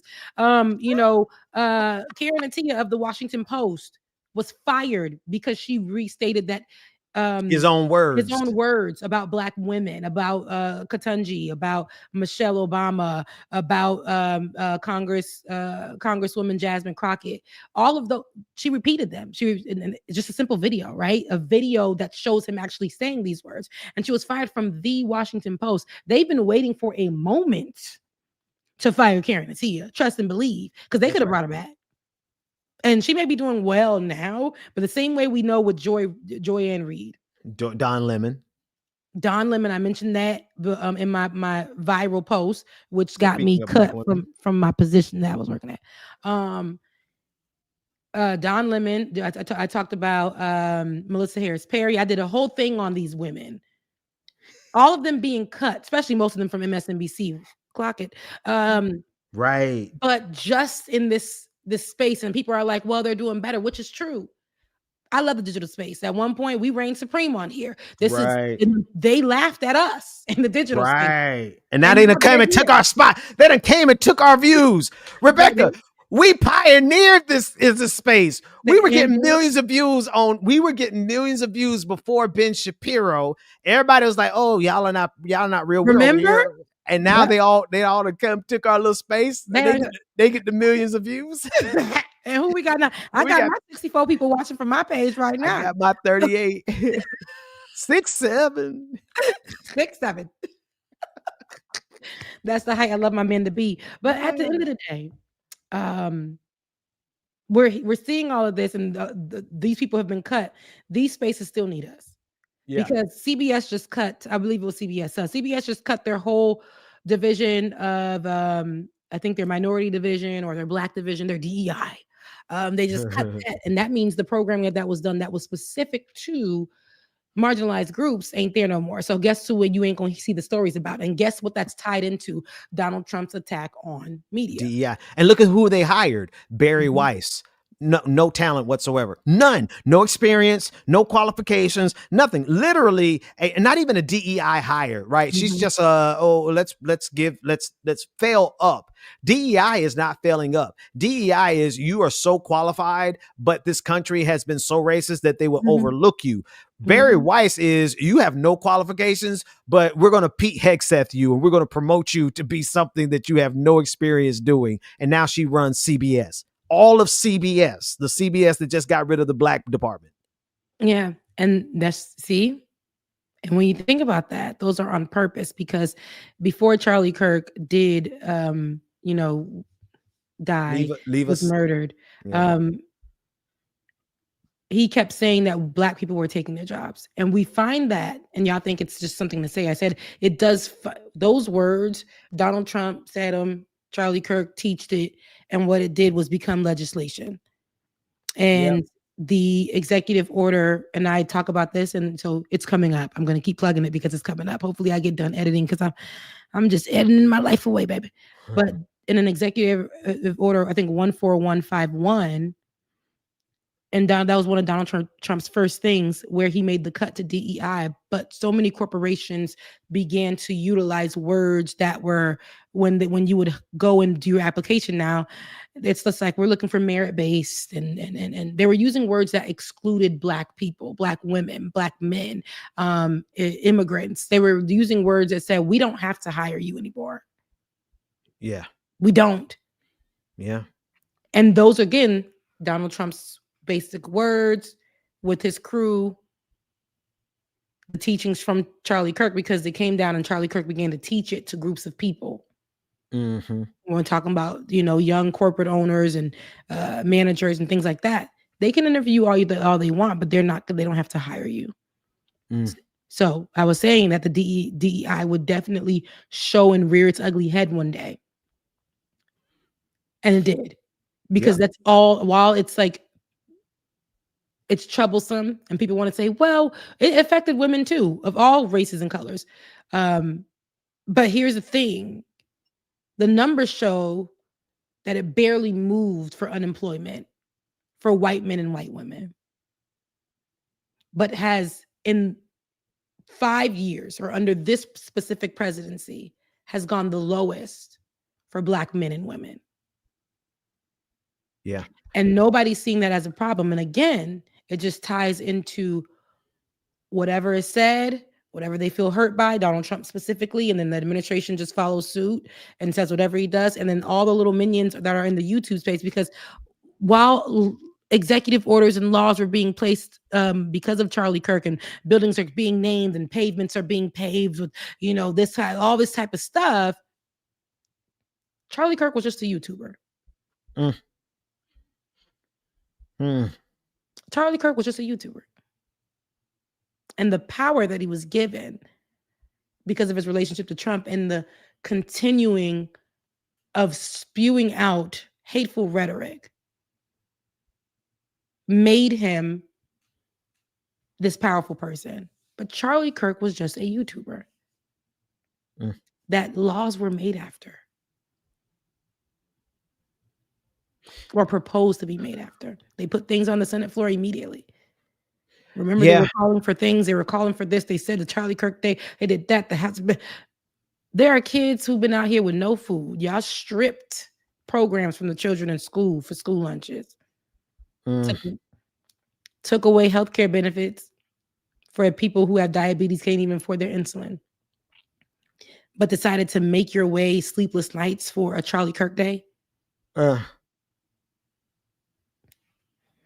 So if anybody else tries to come to me on but Donald Trump's, get the heck out of my face. If anybody wants to come to me and say how Charlemagne the God just said on The Breakfast Club,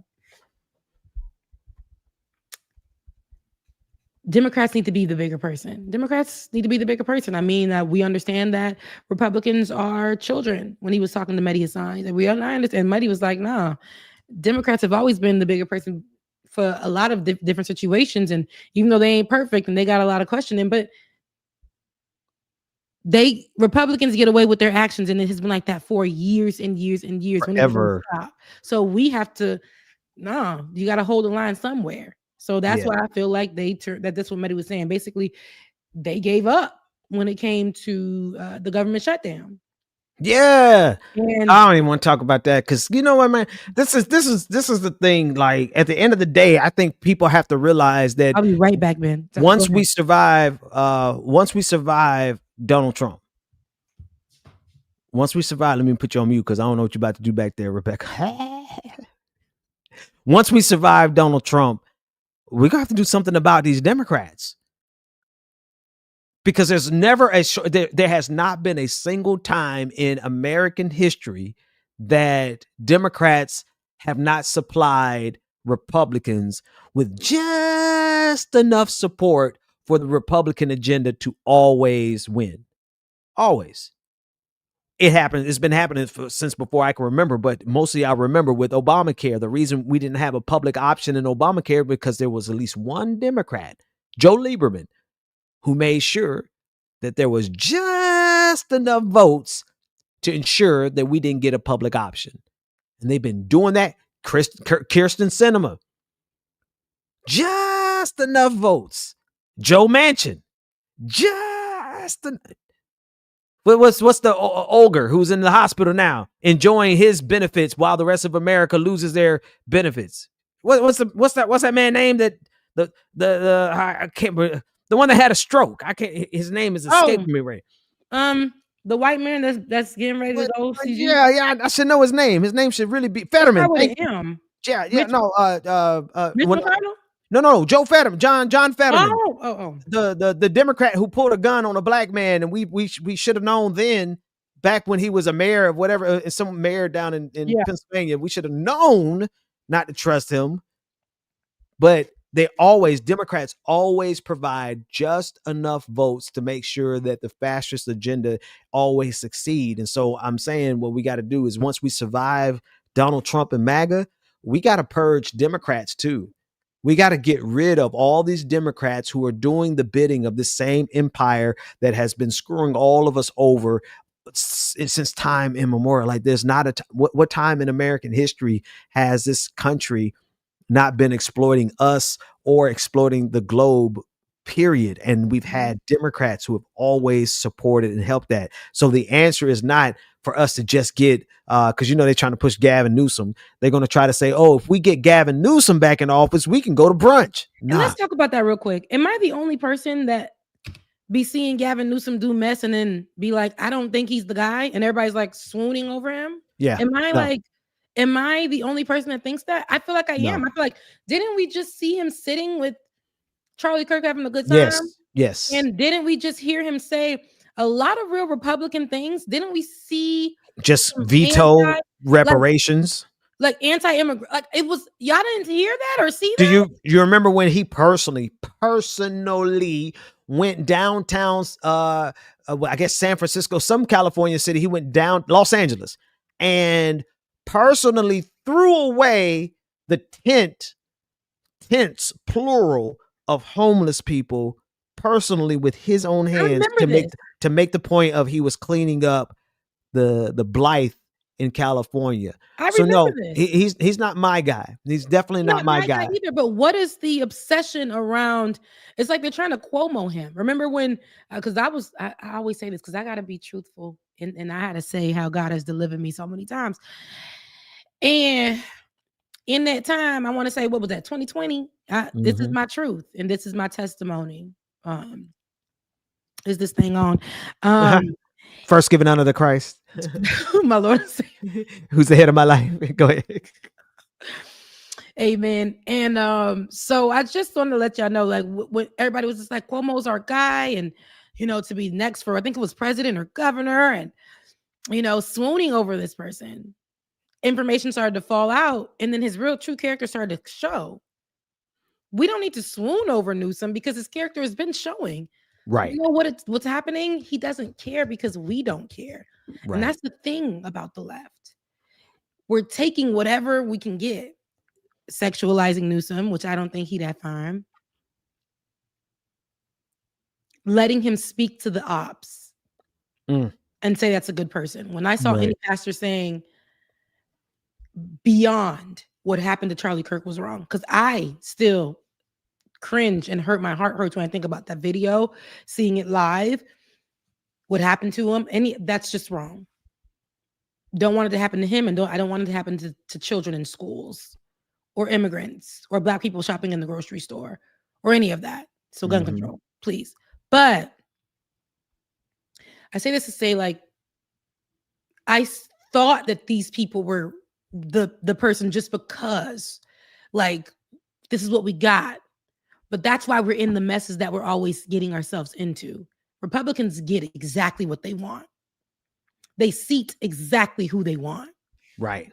They come together and be like, this is what we're gonna do, even though I don't like you, but we gotta stay because we're on the same team. Let's get this person in. Seeing how Dems can vote very conservatively, but we're placed in enough. Yep, like you were just saying, just, I heard you. Just enough. But how they can vote very conservatively and lean over, but still hold these Democratic seats. Yep. There wasn't no room for them. So they had to sit outside the club, the GOP club. Right. So I think it's a failure on our part. And I can't say our because I don't even, when people be saying leftist and stuff, that used to be way back in the day when we were what was it called? What's the I always kind of remember what it was called, but the R word that we were using back in 2016. R word. Remember, like it was R word. It was like resist. The resistance. I wasn't using that. That was I don't even know it. I don't even know nothing about that resistance. And when I got into politics, they told me I was part of the resistance. I was like, what? They said that we were part of the resistance. The piece de resistance. And I'm like, okay. So that since moved on. And now, then we have the 2020, the reckoning, the Black reckoning. They really moved on from that. That's when all them Black people were let go. All of us who had jobs and was doing kind of okay. Remember when it was like, oh man, they gave us a piece of the just a little smidgen, not even a whole lot of the economy. They gave us they hired 10 of our Black women, and we were like, oh man, we moving up. They snatched all them back, like Nunu's chain. And we were doing off pretty Atlanta. okay on the internet in that time. Yeah. To be able to do the work because they were like, okay, that's the fun.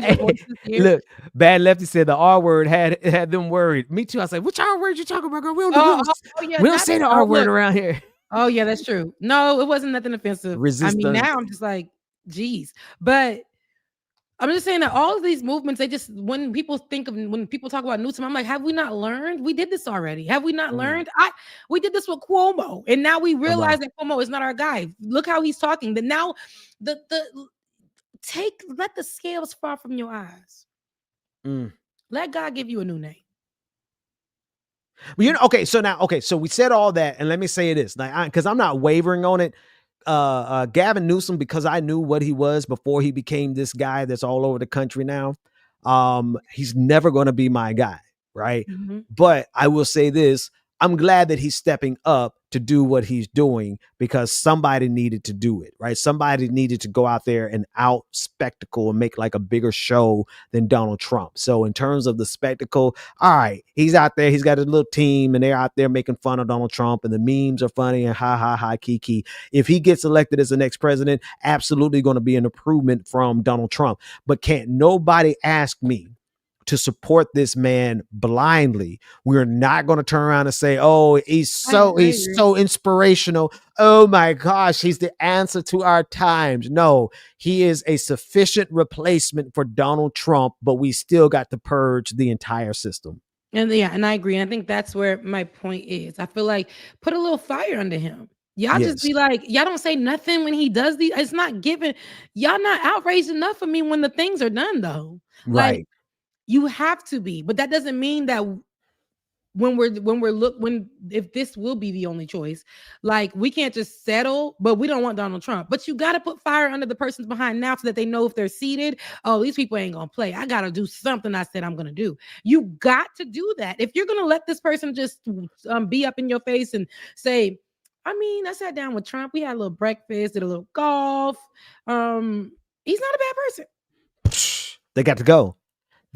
Look, and because here's the biggest thing, they can make a mess around and think they could go to brunch in 2028 if we get rid of Trump and MAGA, and then all of a sudden we have a Democrat in office. They'll be like, oh, everything is great. Let's go to brunch. Oh my gosh, we can rest now. And we will in 2032 have Hitler Jr., right? Like Donald Trump. The difference between Donald Trump and Hitler Jr. is that Donald Trump is just dumb. He's dumb. He's just as dumb now as he was in 2016. He's not smarter. He's not moving more efficiently now. Of course, there's Project 2025, so I want to be careful. Like they're not completely dumb, but Donald Trump is so dumb that he's slowing down the progress that even Project 2025 could have. Like this could have been 2024, 2025. Right now, we could be in checkmate. We could be literally in checkmate where there's no return for the democracy, for the republic. Like they had us in the corner, beating our heads in the ground. We were about to die as a democracy, but Donald Trump managed to make enough mistakes to give us life, right?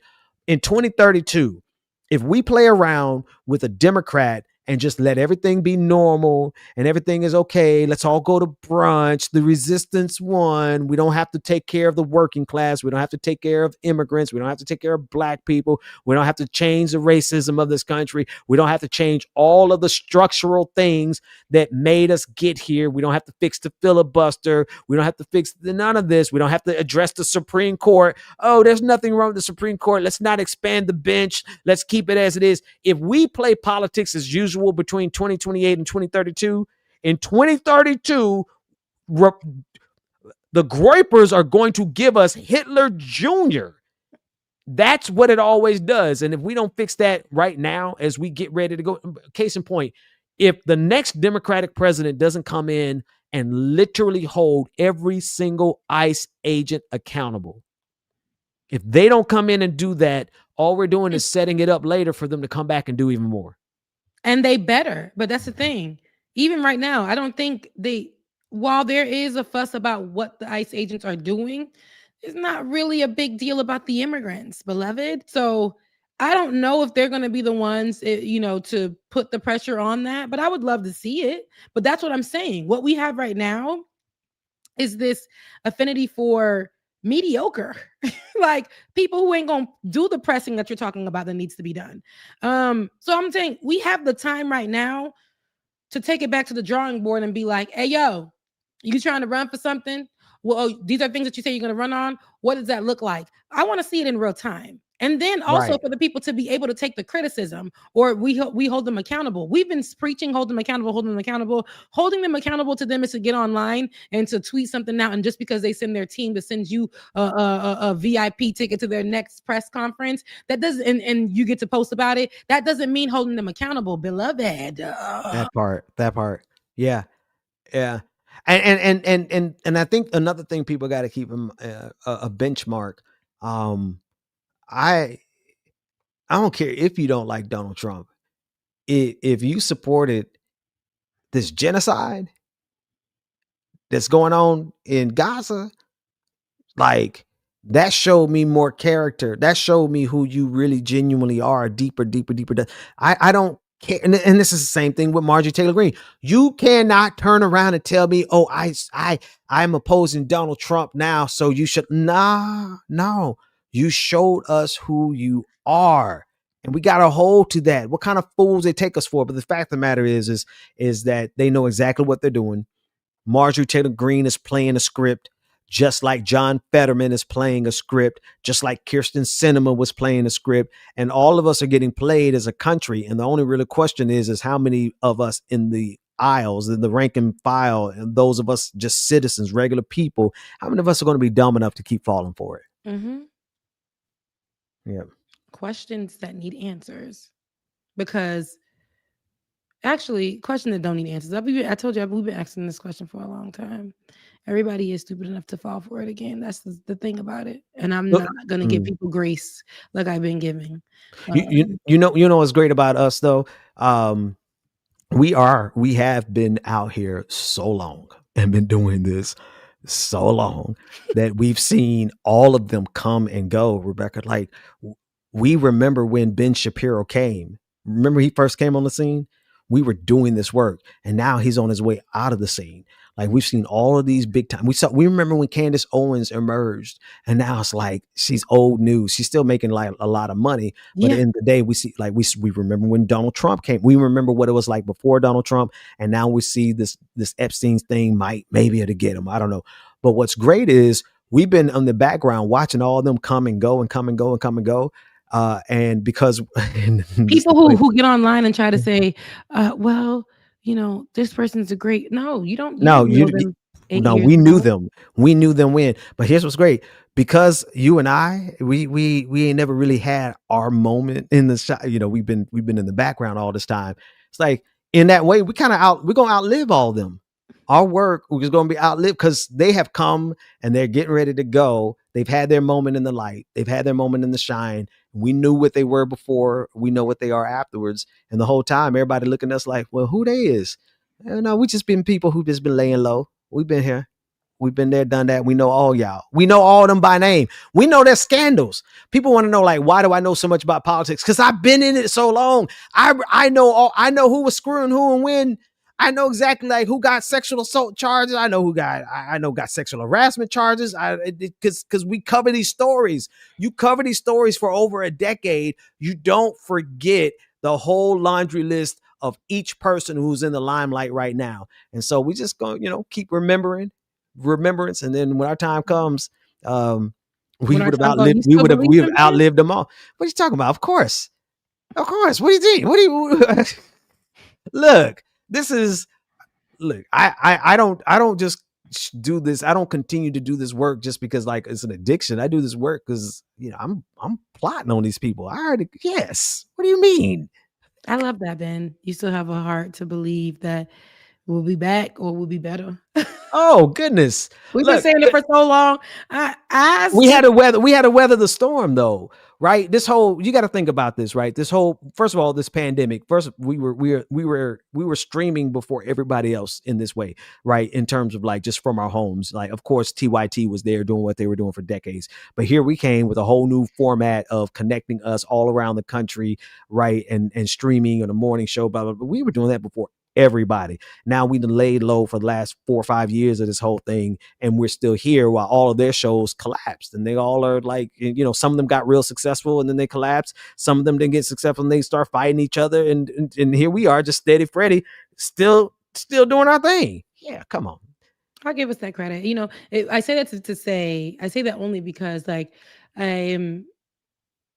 me and you aren't the creator types, and we're not creative. Well, I'm a journalist, and of course, you've been a political brand from before. You taught me a lot that when I'm coming into this game, you were my sensei.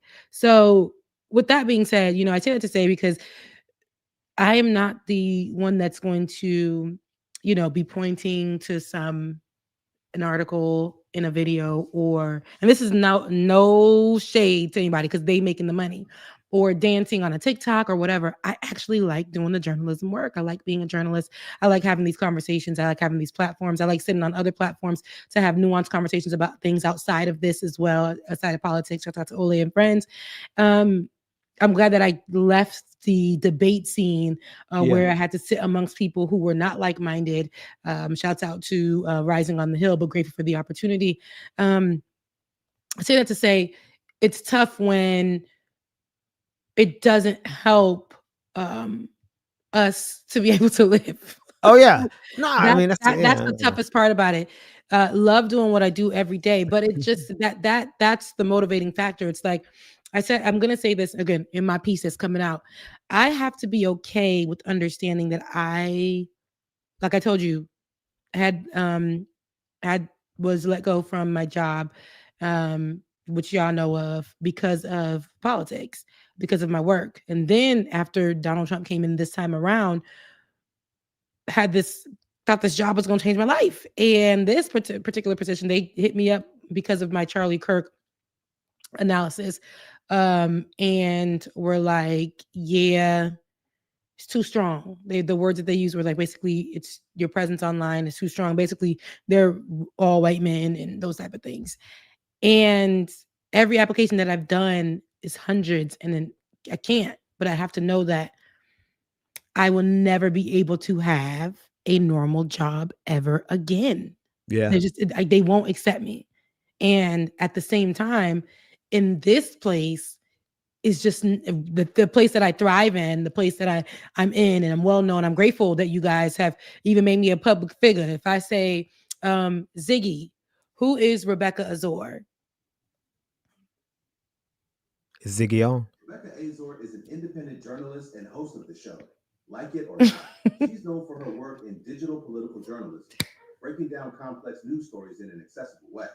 Azor has gained significant attention, with some videos reaching over 10 million views. She Where you got that number from? Saturday morning show discussing culture, news, and current events. Would you like to know more about Rebecca Azor's show, Like It or Not? No, thank you. I appreciate it. Wait. Hey, Ziggy, who is Benjamin Dixon from the Benjamin Dixon Show? Let me ask. Hold on. Ziggy, who is Benjamin Dixon? Benjamin Dixon was an 8-month-old baby. Oh, wait a minute. Ziggy, who is Benjamin Dixon from the Benjamin Dixon Show? It's a shame you got to get that specific. Author known for his work on the Sri Lankan conflict. He spent 4 years in Sri Lanka working with the United That ain't you, Ben. They don't even know who I am. Ziggy, stop. It's a shame. You got that thing programmed. I don't have a program. Siri. I don't have a program. I literally, when I'm feeling down, I'm feeling like my work doesn't matter in this space or whatever, I have to remember that we put years into this. You've been doing this for a very long time, but I'd be like, dang, I know that at one point, like you were saying, people, I know I don't like to be the person that graduated from high school on the football team and still saying, back in the day, I used to run circles around like you. I used to be on defense.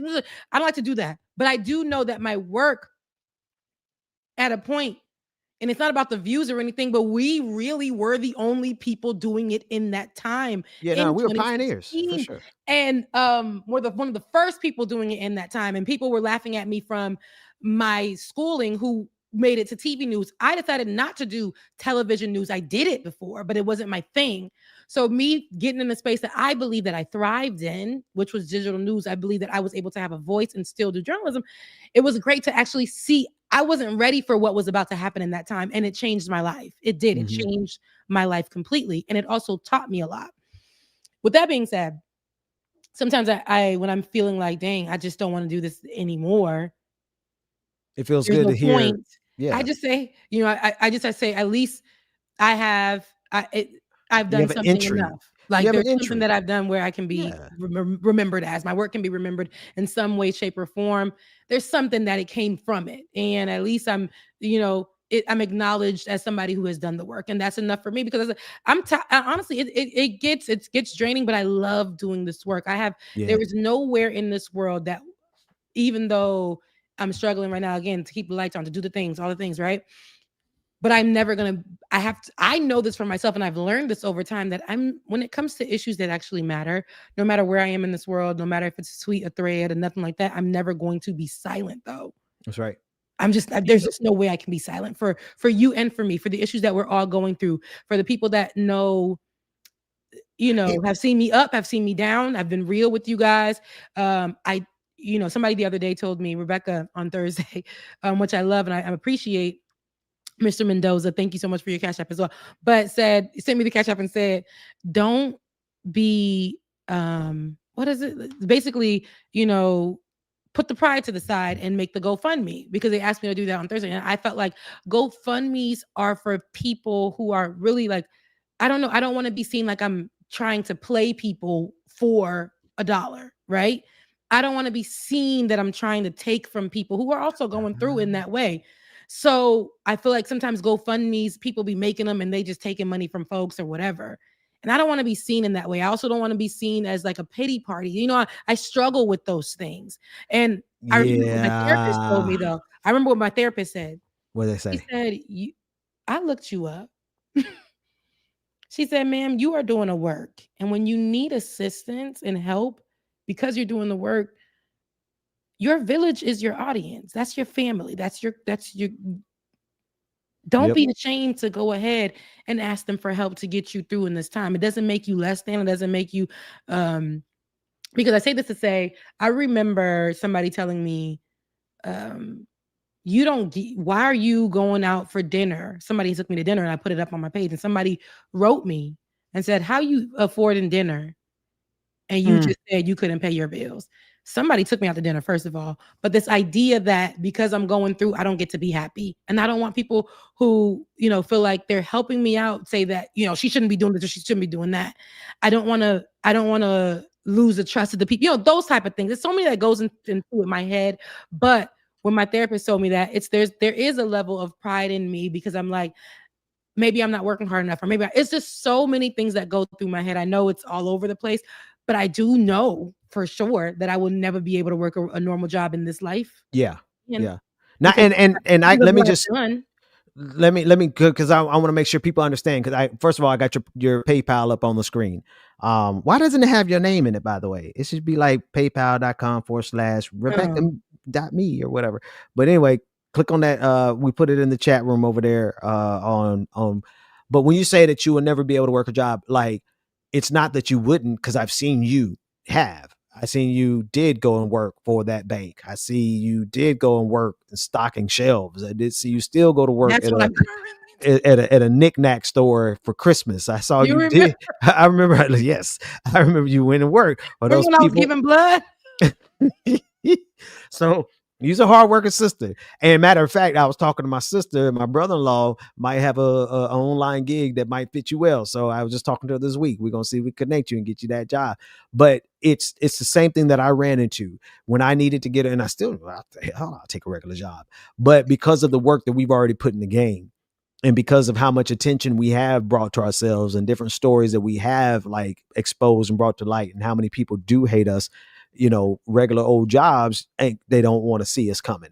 And they have turned us down. So that's what you mean when you say that you don't see yourself working a job. It's not because you weren't willing, it's because you have committed. But that's all the more reason I agree with your therapist, because you have done the work, because you have sacrificed, because you have put it all on the line. That's all the more reason for people who enjoy your content and have been blessed by your content to support you.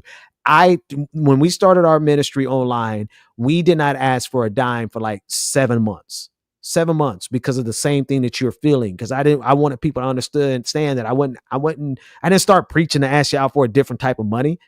I didn't bring this online and start sharing my ministry online because it was a hustle. Like, I wanted people to understand, like, I'm doing this because two things. One, it's in me and that's always been me. But then number two, it's a time and that it's needed. And so you and I are the same in that way. We will sacrifice over and over and over and over and over again. We won't ask over and over again. And the truth is sometimes we play ourselves by not being willing to ask. So I'm going to ask for you. I need everybody in the audience that is capable to click on that link and send Rebecca Azor a coin or two or 100.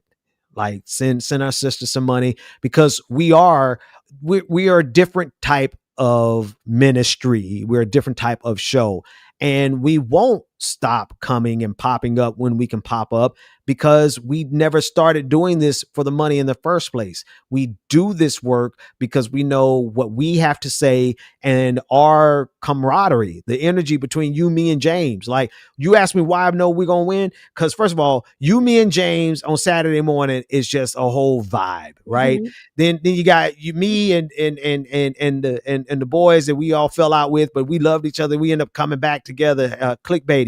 That's a vibe. The work we did with Georgia Ford, that's a vibe. Dr. Carl Mack, that's a vibe. You think that at some point this ain't going to jump off the way it's supposed to? And even if it doesn't, what we have done and what we continue to do is a beautiful work that has blessed a whole lot of people. So because I know what we honestly have to offer, all we got to do is survive. And so how do you survive? Y'all send this girl a coin. Send her a coin so she ain't got to log off and say, this is my last broadcast. I'll see you next. No. Let me tell you something. No, seriously. I was about to say that on 2 shows ago, but we didn't make it to Saturday. I was about to say it 2 shows ago on Left is Popular, because I was like, oh, they put a sign. And I'm being vulnerable with you guys. I don't like sharing this because I don't like people to look at me as, like I said, I'm already an immigrant. People disrespect me, or immigrant adjacent. And people already disrespect me because I watch how they did my mama. And how we never are looked at as, it's always like, no, I don't want to be seen or treated like that. But at the same time, when we need help, we shouldn't be afraid to do so. I was taught to never let nobody see you down, right? But the other day I was on this mafia. I was like, oh, they didn't put a paper on the door today. I probably can't do the show. I don't know. Yeah. I said, I don't know if I'm be able to do a show. They told me they gave me until the 23rd. So I mean, that's right before we could cut the turkeys and eat them. So I said, and mind you, I am working a job, but the job does not pay the bill. You guys wouldn't even believe what your girl's doing. Like Ben was saying, stalking. I am 5 times over qualified for the position. I'm working with little children, giving them advice. And I'm not talking about little children, like little 20-year-olds, Child labor and laws giving them still advice to get through life.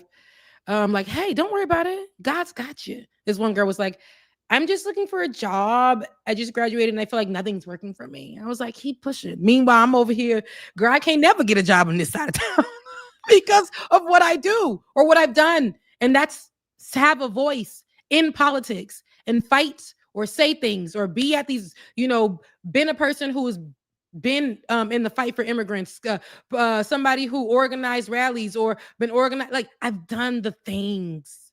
And because of that, it's like almost like a target on my back. But this is the work that I want to do so bad. But it's like almost like, is it outdated for me? Is it, those type of things? This is, I love this work. It's the slow hand. Rebecca, listen, I played enough poker to tell you this. It's the person, it's not the people who like can win big hands every single hand that wins the tournament. It's the person that lays low and can stick it out to the very end. And that's what we're doing. And that's what you're doing. And you never stopped. Like, we take breaks. We obviously take breaks because sometimes it's like, okay, this is a little much. I got to take a break. But then we turn around and be like, hey, y'all, we got to do a show. And so we pop back up and we do the show. And then we pick up the show, and it's never any different. Like, if anything, it gets better as we go. Even when we take time off, when we come back, we're stronger every time we come. Literally, we're stronger every time we come back. And so, you're paying a price now, right? But at the same time, it's like, there is the race is not given to the swift. It's to those who endure to the end. And you know that scripture. So just hang in there. So that said, hang on. I didn't mean to take that down. Let me put this back up on the screen. Hang on. Y'all send now, what's up with your Cash App? Your Cash App working? Oh, my Cash App's working. My Cash App's working. It's Becca's Voice on Cash App. And again, the PayPal donor link. Somebody had said, hey, I don't mean to pry, but you can make a donation link. And those things, I'm like, a donation link. I just go fun. Like, all these things are giving me heart palpitations. And I remember, again, you guys are the same people about almost over 2 years ago now that helped me when they took my checks from me. Yeah. So you guys have helped us in so many ways. And I'm like, I should be able to come here and do the things and also do the work. If you guys can't even support financially, just you sharing, liking, and no, that's all cool and good. Y'all send some money. Here go me doing it again. Yeah, no, I say that every Sunday. Those of you who can't, if you don't have anything from which you can give, just share, like, and subscribe. And it's true. It's true, right? But also, y'all send the coin. Y'all send the bag. And listen, Rebecca, when you own Leftist Mafia, you need to tell Matt to move over and let you get all the super chats, and you sit there and you read super chats until the end of the night. Like, for real. Like, well, now it's getting better. Now Matt is my best friend. No, now it's getting better. Sometimes it just be us, Matt, me, and somebody else, or that. Like, now I've been pulling up, but it's been getting better. And it's funny because my best friend will call me and be like, "Girl, Matt looked so sad when you said you was gonna be evicted." Matt was like, oh my God, I didn't even know. Yeah, like she was like, Matt just looks so sad. Like, the thing is, a lot of folks don't know that like Matt, real life. life. Found out the other day it ain't Matt. Well, it's Mike. But the thing is, they know those people. Their work is actually, again, like I was saying, their work is out there, right? They are the ones that people go to, and for in those, we're in different. I working with them, I understand that they do have a different audience and we have a different audience. And I do believe, and I've said this all the time, and I'm not saying that this is our audience. Our audience is ride or die. Y'all been here for a very long time. I love the support. I thank you guys. But I do believe that in that space till this day, back then until this day, because remember when we were in the space, we had to have the white men that were with the white man that was with us to be there to make it seem like we needed him for the numbers. And when he left, remember, we did even better than what was going on with that white man at the, at Like It or Not first in studio show. But I say it to say, online too, when we're giving it, it's just as if there was Like It or Not and there was TYT. TYT would be saying everything Like It or Not was saying, but people just felt like they wanted TYT. I think there's this idea that if it comes from, or if it is, and this is no slight to my boys, I love them, it's not nothing to them, but I think the online world believes, especially when it comes to politics, I want my news, they're comfortable getting their news for somebody white. Yeah. Well, yes. Or supporting, no, let me not say getting their news from somebody white. No, sorry. They're comfortable supporting financially a white. No. I think both statements that you said are true. Both of those are true. Listen, you and I, one of, if you really get into the nitty gritty of the difficulties of our lanes, is that we're not in a black specific lane.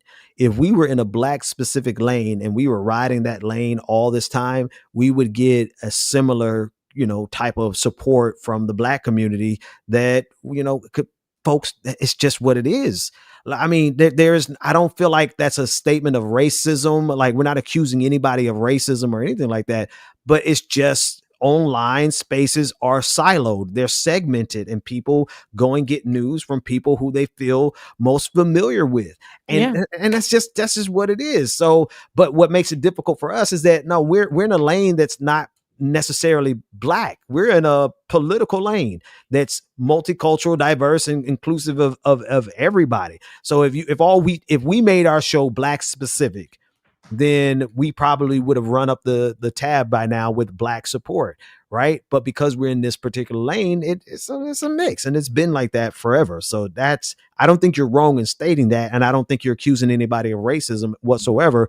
It's just kind of a fact of the numbers. Yeah. And that's exactly what it is. And it's not like you said, I even think because remember, they wouldn't let us be black, but I even love that we have supporters from all over the world, who want to be allies, who watch us. This is a for us, by us show that has stood the test of presidency. Multiple presidents. Since Barack Obama, ain't it? Oh, since Trump won. Trump. It was the first. That's when we first got together. You was rolling in, I was rolling in, and I'm like, hey, fresh out my master's degree. I'm a journalist, and you was like, girl, yeah, okay. But I was already I was old and haggard when I met you 10 years ago, Rebecca. If you saw how white my beard is now. Oh, that's crazy. Is that why you're hiding from us? Because no. I'm just laying low because I'm just laying low. I have to. We have to do a show where, like, I have so many videos of us at karaoke. No. We're gonna put the karaoke away. Like, remember the karaoke? I do remember as a team building activity. I remember the karaoke. Video. I remember the karaoke. We're gonna put that video away now. Remember your baby shower? I remember the baby, and I remember all that. And I was young and bright eyed still. It was a get out moment. I didn't have. We was in the back like. Look, and now I look in the mirror and be like, okay, God, like one or two things is happening. Like, you trying to tell me, you trying to give me my Moses beard, or you trying to say go sit down somewhere? I'm not quite sure which one it is, but my beard is so white, my face is so haggard now because time is just done. 26 at the time. I was 35. 35 now. Yeah, it was a whole decade. We've been doing this a whole decade. And I have a beautiful, and I let it grow. It was short when I had cut my hair into a bob 2 years ago, and now it's grown out. And when I wash my hair gets curly. I like to see it curl. But I have this silver situation, but it wasn't that. It was when a silver piece came on my chin. That's funny. I said, God, I made that prayer. I said, God, I want to do the work. I don't want to end up in a situation where I'm old in, no offense, but all the offense, because she's being shady online. But I don't want to be Amanda Seales. But there's All a right, difference though. You wouldn't be an Amanda Seals just because of age, or because of anything like age. that. When I say Amanda, it's not even because of age. I'm talking about I don't want to be somebody who becomes this person in the online space who was used to helping and then turn just bitter. Yeah, but I don't see that for you. Yeah, I don't. That's not in your character. yeah. Yeah, no, I'm not gonna say nothing about Amanda Seals because I don't know her personally, but I do feel like I've known her, and because I've known many of her in She's liable to politics. get online and then make a whole video saying all this and that. I think she's a Yeah. great. I think I've loved her work and all the things, but seeing what's become. But it's not only her. There are a lot of people who don't want to let new people come in. But And see, I that's ain't the that thing, Rebecca. either. We were here on the political internet scene before Amanda Seals. Mhm. So like you've got more time in the game than she does. And we are still like there's a virtue, there is a value to people who don't get late bloomers. There it is. Late bloomers. Don't worry about that. Late bloomers have their value, they have their place, they have their space. And part of it is that we get to come in with wisdom. A lot of these folks, they mess up because they come in without having experience, without having wisdom, without knowing the game. Like we're totally different. We've been there, done that. Now we're in stasis. We're like, we're cryogenics. We're just frozen on ice. And that's fine. But in the meantime, like we got enough knowledge and wisdom to when we get the level of success that is due the type of caliber work that we do, we're not going to be out there squandering it. We're not going to be out there making the simple mistakes that a lot of these folks have made because they've been new to it. We're not new to any of this. We're true to all of this. We know how to navigate it because we know everybody. We know them by name. We know their scandals. We've had arguments with them. So we're seasoned. That's all. We're seasoned. We've been in the crock pot for 10 years. Yeah, it's true. Slow cooking. We are seasoned. But at the same time, we also aren't afraid of the new people coming in. I love to see it. What I'm saying is we have people who are on the mics who are Who don't wanna still give up. working through the process of you got to know somebody to know somebody to know somebody to be Yeah. able to do what you need to do. And I love that YouTube allows, especially for the young people. Olay hates when I call her young people, but Olay is like one of the fresh faces in the scene that understood I have a way where I can create for my own. Remember, we were working under somebody else until you was like, man, please. Once you were Yeah. like, we could do this on our own. Her understanding that early on and being able to do it on her own and have her own platform and own her name and do those things, and us being able to do the same thing. I love seeing all of it. You got some Yeah. people in the space that have sat down with her and tried to tell her, like, you need to go back to the bottom because you skipped some steps, kind of thing. And I feel like I would never. I love to see them thrive, but I know that I also like what I do and I like how I do it. And I think sometimes it's considered vintage. We are. We're old. We're old. Well, listen, I got to go because my wife is gone. She's going out for the day to take care of some stuff, and I got to go feed these kids. Okay, So yeah. let me go. Look, I'm talking your ear off. Well, No, did you? yeah. Were we gonna read the super chats? Yeah, no, we can read the super chats. I told you not to do that when we only got like 3 super chats. And here we go. He'll do it again. All right, we got 5 super chats. Laura, thank you for the super sticker. We do really appreciate it. We seriously. Lizzie Bennett, thank you for the $5 saying that. So can we discuss TYT being too dense to see MTV's pivot? She's an opportunist positioning herself for her higher role. Yeah, like TYT is a mixed bag. We came for them, and we will, also call them out when they do great things. I'll say one good thing about TYT is that they have been like thorough when it comes to Palestine and Gaza and their coverage there. And so, but then they're also just doofuses on so many other stories. It gives me a headache how dumb they could be on some stuff. Once we survive Trump, we need to vote these conservative Dems like that Olga Fetterman out, even if they show an inkling of being a centrist. I agree. They got to go. All of them. Tracy Eva, thank you for becoming a member of your channel. Rebecca, Tracy Eva is a member of your family. Thank you, for sure. Tracy Eva, thank you for that PayPal the other day. I meant to say that. Thank you for what you sent over. Absolutely. Thank you as well. I seen it. Thank you. Yes. In New York City, Playboy 78 sent $20 to Rebecca's channel. Keep up the good work, guys. Thank And you. then Pendulous Dragon been riding us forever. Ever. Tea time, love you, mean it. Thank there you. It is. That's it. Okay, look, me waiting. I want to thank the people. Look, I want to thank everybody. I want to thank everybody. So many of you have been giving your last, whether it was $1 or 10. I've been really, really appreciative of that. For this specific stream, I want to definitely hit up David. Thank you, David Mendoza. He's the one that said, "Don't be too proud." Says. Don't. You're right. Gabrielle Jinko, Trenton. Don't call their last name though. Carrie, thank you. Tony, thank you for holding down my page while it's streaming along with Charlie. Thank you. Andrew, I appreciate it. Thank you. And I'm trying not to read y'all last names because this gives you government. Naia, I hope I'm saying that right. It looks like a beautiful spelling of a name, and I want to make sure I get it right. Naia or Naya.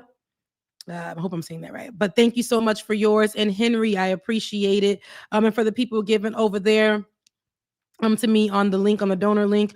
Thank you, Mark. Thank you, Edna.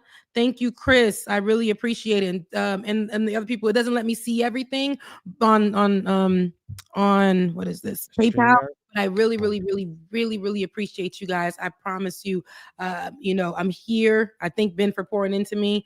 I love this work. He loves this work. And we gonna do it. Yeah, we're gonna do it. 2026, we about to do a rebrand. So Ben had brought that up. So be prepared. 2026 is our year. We've been saying that for 5 years.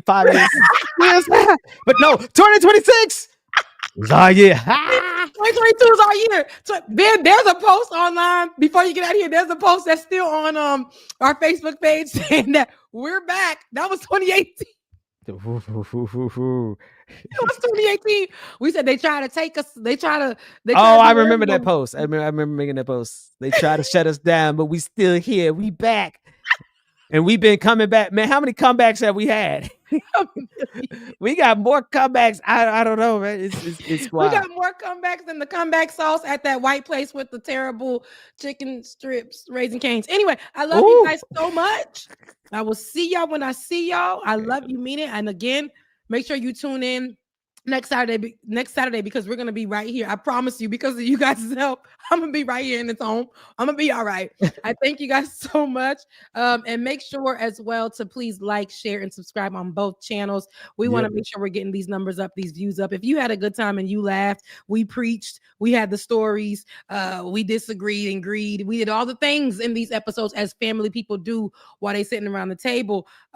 So if you liked it, make sure you share it with your family, your friends, and all of the things. Please support all of our work and wherever we're doing it as well. Ben has his Sunday. That means tomorrow. Ben, you got the service. I don't want to be plugging it in. Yeah, no, we got service. We got service tomorrow. Ben y'all got know. service on tomorrow. 9 a.m. Eastern Standard Time. So before y'all go to y'all regular church, come on over. Come on over and support. Make it to church. And support the other Leftist Mafia. I'm there on Thursday evenings as well, 8:30-ish. Sometimes I come at 9:30, depending on if I'm strolling in from that job or if I'm just really tired. So I love you guys so much. And I appreciate the support. We will be back on Saturday to make you laugh, cry, and all the things.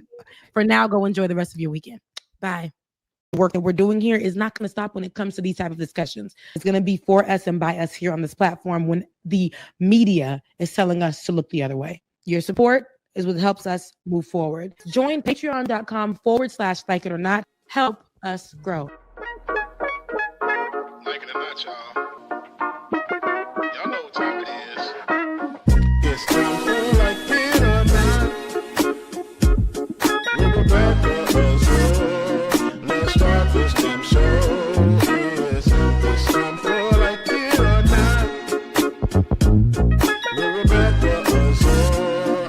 Let's start this damn show. Like It or Not. Rebecca Azor is in the house. You know she got a funny story to tell. Talking politics, culture, a real life ish. I live in life in the ATL. Benjamin, yeah.